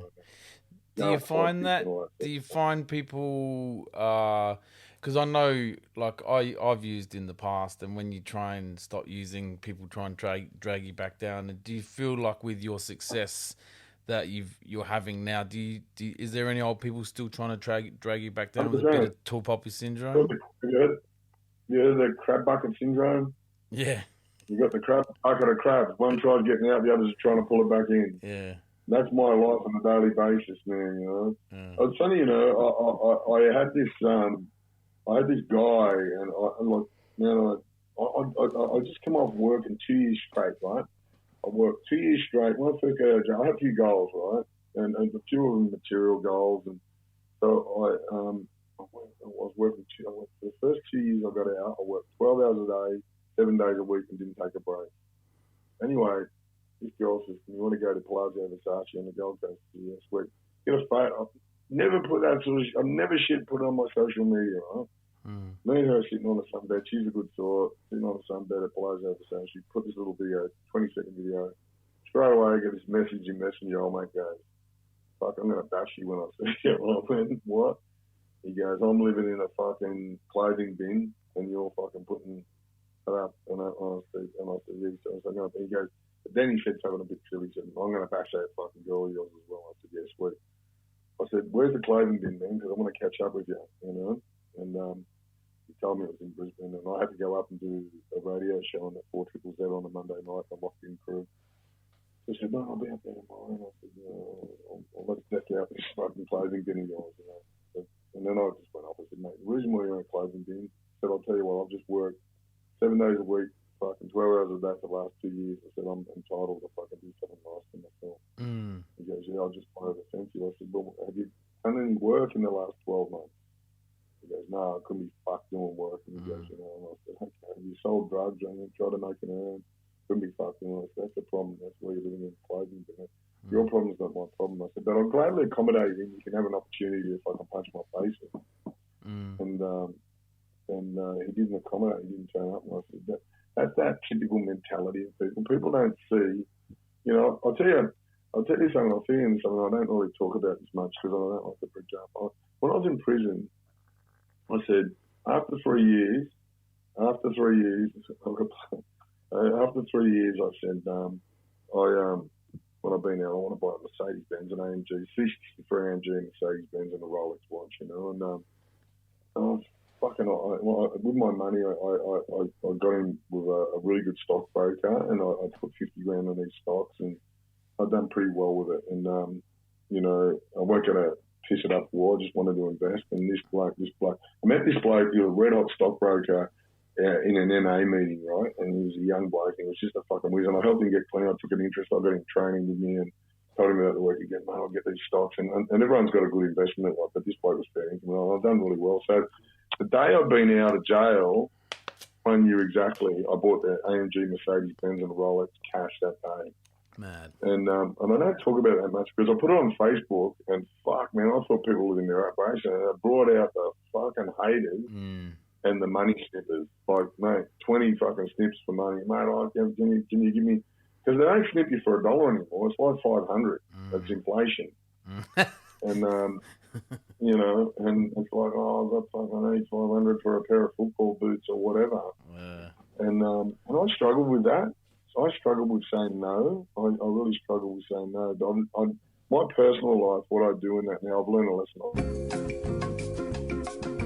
Benz, I had that for about 6 months, and the Rolex, I sold them because I became a car, and the Rolex became a watch, and I just didn't need it. And I don't need things like that in my life today to make me happy. I've got the small things, you know. I wake up and I'm living at the beach, and I'm not chasing some, because I had to put that stuff in perspective, what I wanted that for. And was it a drug in a form? Was it the form of a drug? Was it a feel good, trying to get me away from confronting how I feel? And why did I really need that? So I'll ask a lot of questions about that sort of stuff, you know. And yeah, I don't need material things these days to make me happy. I'm pretty.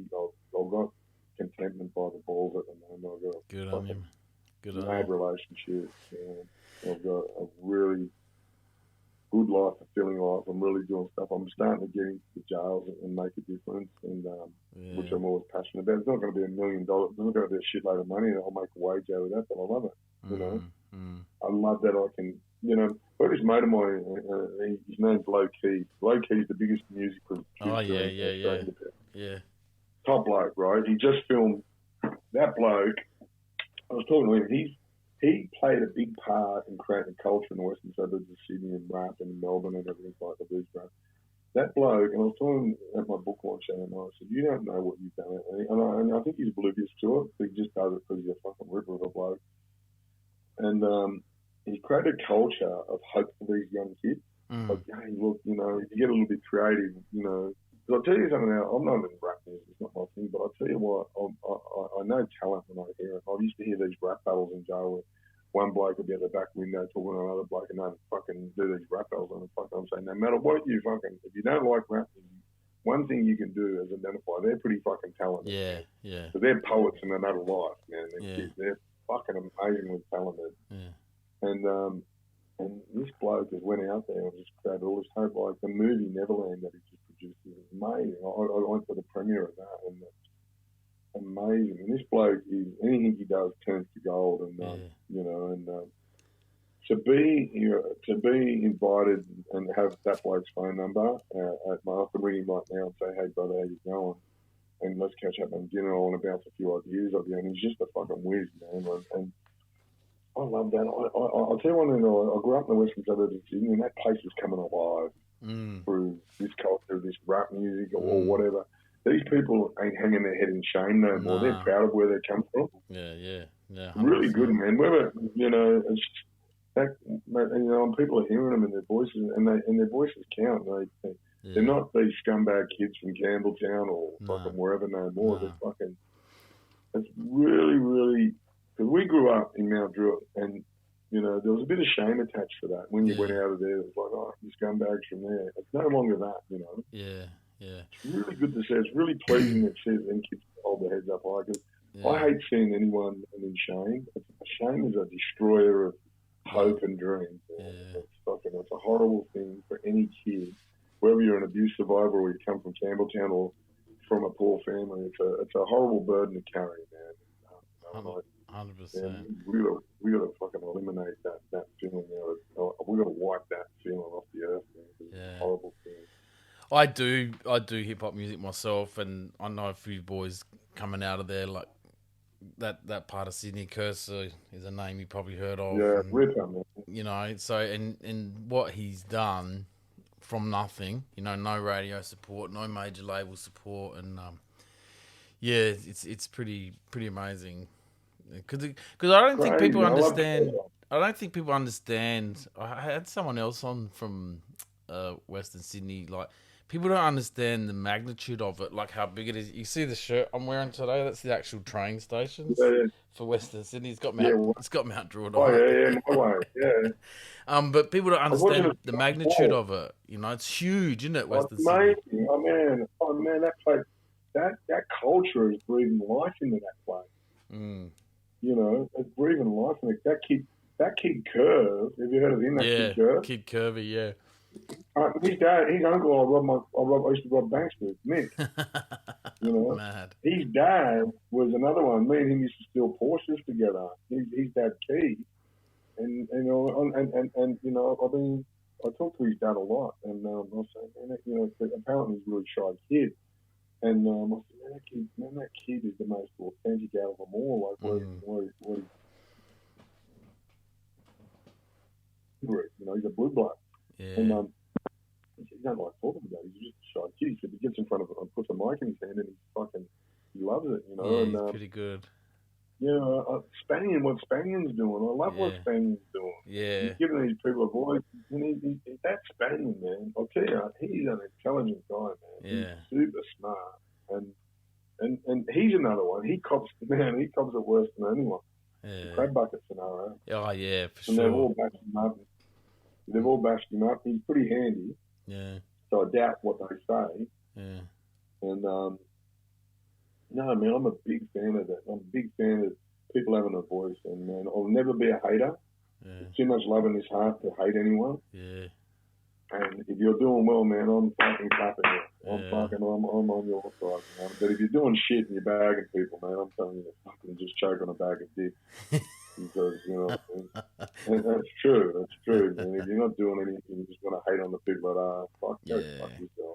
Yeah, You know, it's an easy trap to fall into, you know. And then when you start doing good, you know, you start seeing good, and then you see negative and shit, and it's good because it's easy to sidestep. Then, you know, that's what I found in life. When you see some bullshit, my girl, man, is the most positive person I ever came across. Honestly, she just reads the play that fucking well. She can see a fucking negative attitude from fucking 60 paces away and say, fucking, she'll grab me by the arm. Step away from that one, mate. That bloke's got a fucking bad aura, you know, and she's fucking right. She's never wrong with it. She's Serbian. She's been out here 12 years. She's been in war-torn countries. She was shooting AK-47s when she was fucking 6. Jesus. You know, she's more gangster than anyone I know out here. It looks like Kornikova doing it. And, you know, and she's the fucking most real person there is. And we talk about that. And like, but get a message, I don't like that bloke. And she'll just be pretty simple, block him. Yeah. He's telling you who you can hang out with and who you can't hang with. Just block him. What's he been in your life? And I'll say, you're right, fucking block him. Yeah. I don't, you know, everyone's got a commentary on someone else. Yeah. And those people that walk around fucking pointing fingers. I remember this guy in jail, and he was just, this bloke's a dog, and that bloke's a dog, and this bloke's a dog, and that. And I remember I watched him get stabbed to death at Goulburn. Mm-hmm. And he got stabbed 60 times, and it turns out he was a filthy rapist. And so all that finger pointing was the diversion tactic of what he was. Yeah. When he got found out, they went, okay, we'll air condition you, and run a few train tracks for you, and he ended up fucking looking like the fucking, I don't know, the underrail at fucking Sydney anyway. See you, mate. You know what? It's funny. You know, people talk about that. I've seen sort of, that murder. I didn't actually technically see it because I was washing my shoes in the fucking shower. Is that like the Keefy George one? Jimmy Luffman was watching a bull ant. Yeah, there was 60 of us in the homicide squad, so them showers must have been so crowded because everyone was there washing their shoes. Very steamy. Yeah, there was 60 blokes in the yard that day. Bloke got knocked and no one seen a thing. But and I was one of them. And you know, it's that whole notion. And I'll take it back to jail being, and some of the older blokes go, oh, bullshit about being, you know, the honest place, you know, the most honest place on earth. You know, because this fucking hating shit. There's no room for that in there. There's none of it, man. You want to cheer people on. People want to know why you're a hater. You know. I love it. I don't look. I go back in the jail. I remember I was blessed.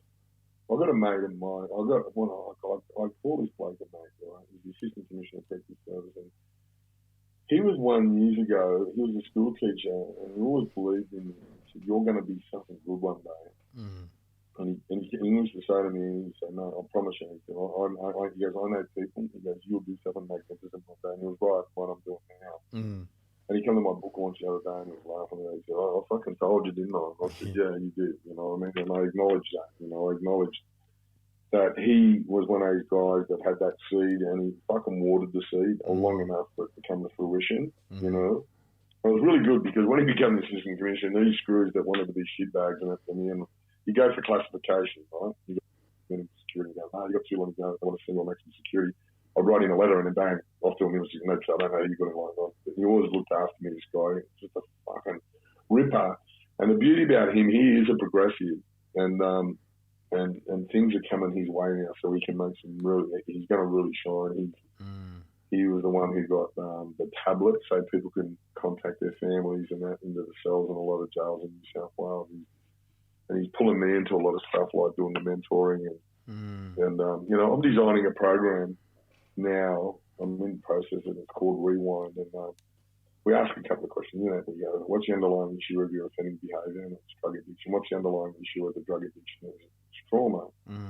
So we go in and we start working on the trauma, and then we work on the drug addiction, and then I've got my mate of mine, Danny Green. He's a boxer from Western Australia, and he's like the fucking premier of Perth. If that bloke went for politics, I said to him the other week, I said, "Why don't you run for politics?" He goes, "Mate, because I can't tell lies." And he goes, "And the prerequisite of being a politician, you've got to be a fucking liar. It doesn't matter if you're bad or good, as long as you're a liar." He goes, "I'll never be one."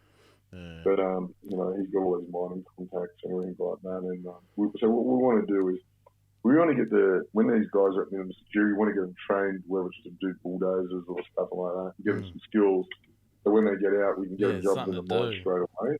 Fucking nice. Yeah.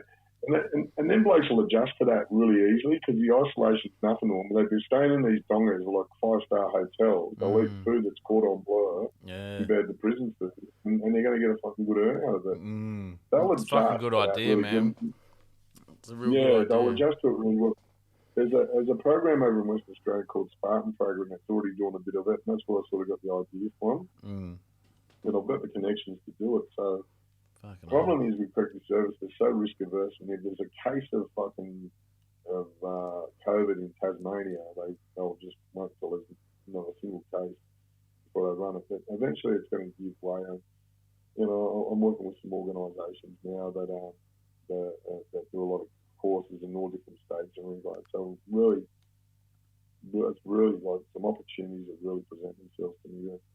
It's funny, I don't believe in these fucking people that do tarot card readings or fucking whatever they are, speak to the dead and all that. Psychics. Anyway, I come back from Sydney the other day, and she goes, "I just want you to talk to someone." I went to Byron Bay.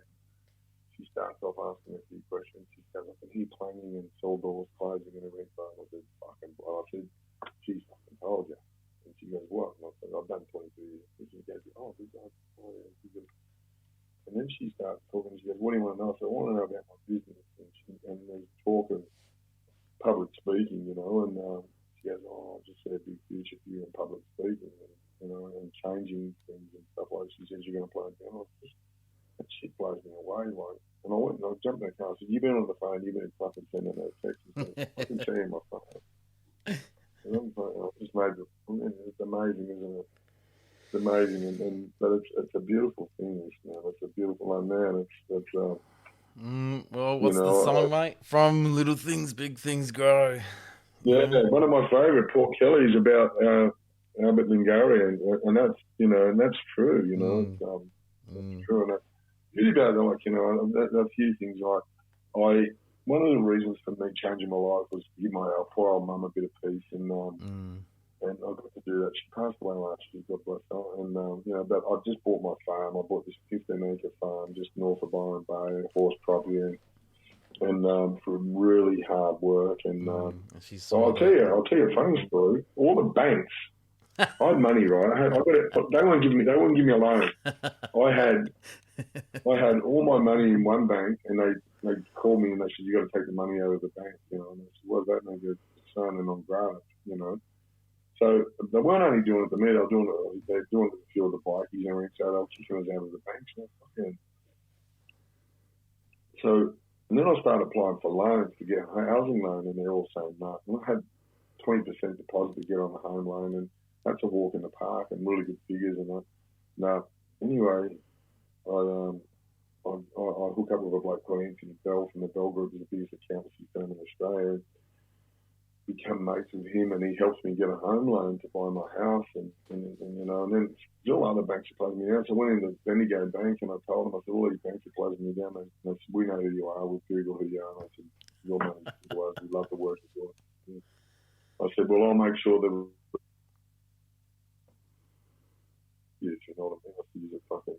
I missed that. Can you say that again? You just cut out. I said, when Bendigo Bank opened an account, allowed me, I said, "I promise you, I'll let the rest of the bank robbers know never to rob Bendigo because it's good people." They love it. I'll go in there and it's like, and there's all jokes about bank robbers and you haven't got to go and you have your last. Yeah, I was going to ask you that. Like, what's it like when you go into a bank these days? Yeah, you know what? When I first got out of I finished rehab, I went to St George Bank in Coffs Harbour where I was living, and I was telling them, I said, I used to rob these places and that. No, they thought it was hilarious.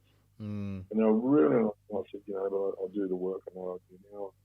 Then I got a letter from St George Bank saying I had to get my money out. And they were howling. They were saying, mate, what can we do to help you? And they were ringing head office and trying. And they're not ringing me at home going, mate, we can't help you. There's something there. So I had St George, Commonwealth, Westpac, and National Australia. I can't get fucking bank accounts with them. And I never ever. Oh yeah, I robbed them all. Yeah, I was just about to ask you if you robbed them all. Except for Westpac. All at one stage I'd robbed them, but I don't know what that was all about. But anyway, people have got long memories, eh? What happened to forgive and forget? They're insured. Yeah. Yeah, what happened there? I was like, man, you guys have got to get over that shit. I did. That's crazy. That's crazy. All right, mate. Look, I've had you for fucking 3 hours, and that's. I could talk to you all night, eh? But we better wrap it up. A few things I want to do is, I guess we've already plugged the Voice of a Survivor. I will be putting that in the links underneath, as well as if anyone wants any help, like I'll put Lifeline and Beyond Blue and that in there. We'll give the book a plug in a minute. But what I do on the podcast is I ask every guest that comes on, I ask them a question. And it is like sort of my signature question. If you could write something on a piece of paper and put it in a fortune cookie, so like one sentence, one piece of advice, and send it back to yourself in time, what would it be and why? Know your worth. And because it was something that I battled my whole life, but when I realised my worth, I realised how good I could be. I think you're the second person that said that one, or something similar to that effect. Know your worth. Yeah, once you know your self-worth, that's where your peace comes from. And you can be dangerous too in a positive way. Like when you know your self-worth, you're like, yeah, I got this. You know, I'm gonna take this on. Yeah, it is. For a long time, I was talking to my son about it. I said, man, like, because he's got all this bad self-talk. Once you know your self-worth, you eliminate all that negative self-talk, you know, because you know you're worthy of more. It took a long time to get it, man. Yeah, that's a long time. Any advice for any young crooks? Or another question. Do you reckon bank robberies are possible in this day and age? Oh, they're not viable. They're possible, but they're not viable. Like the last bank I got 10 grand out of it. So I've done 4 years on it. So what's that? $30 a week. The surveillance is pretty tough these days, isn't it? Be hard to get away. And facial recognition. And the lengths that they'll go to is like if you rob one bank, they'll put a fucking task force on you with 15 coppers on it. They'll drive around and find every bit, mate. It's just important. They're pulling technology. Technology has beaten the crook. Yeah, it's too good. There's nothing in it. Like people ask me, what would you do? They're like, you can't import drugs. That's all over. Bank robbery. Be a politician. Yeah. Join Hillsong. They're the biggest crooks anyway, aren't they? Biggest crooks, man. You get funding for your mates. Yeah, true. So, all right, any advice for young fellas or women who are in the system, Sure. or thinking that it's a good idea to be a crook? Yeah, no, look, I got one of my favourite movies is a movie called Bronx Tale, and it's full of really great advice. It's Robert De Niro's a bus driver in it. Yeah. When he's giving his son some advice, and his son says to his old man, about the gangsters down the road, he goes, they're my heroes. And he goes, son, the real hero is the working man that gets up at 6 o'clock in the morning to put food on the table for his kid, rain, hail or shine. Yeah. And that resonates with me, you know what I mean? Man, I've got a work ethic, man. I've got fucking, mate. From all the training I've done in jail, I've got this work. I work like I train. I give 110%, you know, and all of that stuff that you can achieve through crime, you can do it from work. It just might take a bit longer, and I'm finding I've got a nice car, I've got a nice place I live in, I've got fucking nice clothes, and I've got a fucking good sort of, and I eat, you know, but I get all of that from just working hard. And you know what, if I want more, I just work harder, I work smarter. So anything that can be achieved, Australia has got so much opportunity here. There's like, you know, I point things out for people all the time. I go, mate, give that a go, or give this a go, or I haven't got time to do that, but man, you're welcome to do it. There's so much opportunity. If you work hard enough, I've always been one of those guys, you know what I mean? If I was going to work for myself, I'd grab a lawnmower. Mate, you're going to earn $400, $500 a day mow a lawn, if you want. We've got a lot of jobs over here that people, that's why, you know, the Asians and that have done so well over here. The old Aussie don't want to do the job. The Asian jumps on it, does it, fucking buys a mansion with it. And they're laughing. And then we resent them for it. Yeah. And then we resent them for it. And then people resent them for it. Fuck that, mate. Yeah, you get the thumbs up with me. Yeah, fucking oath. If you're going to work hard for a buck. Be willing to fucking be willing. That's a lot of blokes get out of jail and they don't want to work. And I said, well, you don't want to work. You expect to be back in prison within 12 months, you know. You know, I through the floods at Lismore, I got a mate of mine that had 60 positions available for people at $35, $40 an hour. Couldn't get them, you know. And all these blokes, you know, jail. I've got a site on Facebook called Australian Advocates for Prisoners and their Families, and you know I do a lot of things like we get jobs coming up. We put jobs on there and trying to get people jobs or clothing or whatever.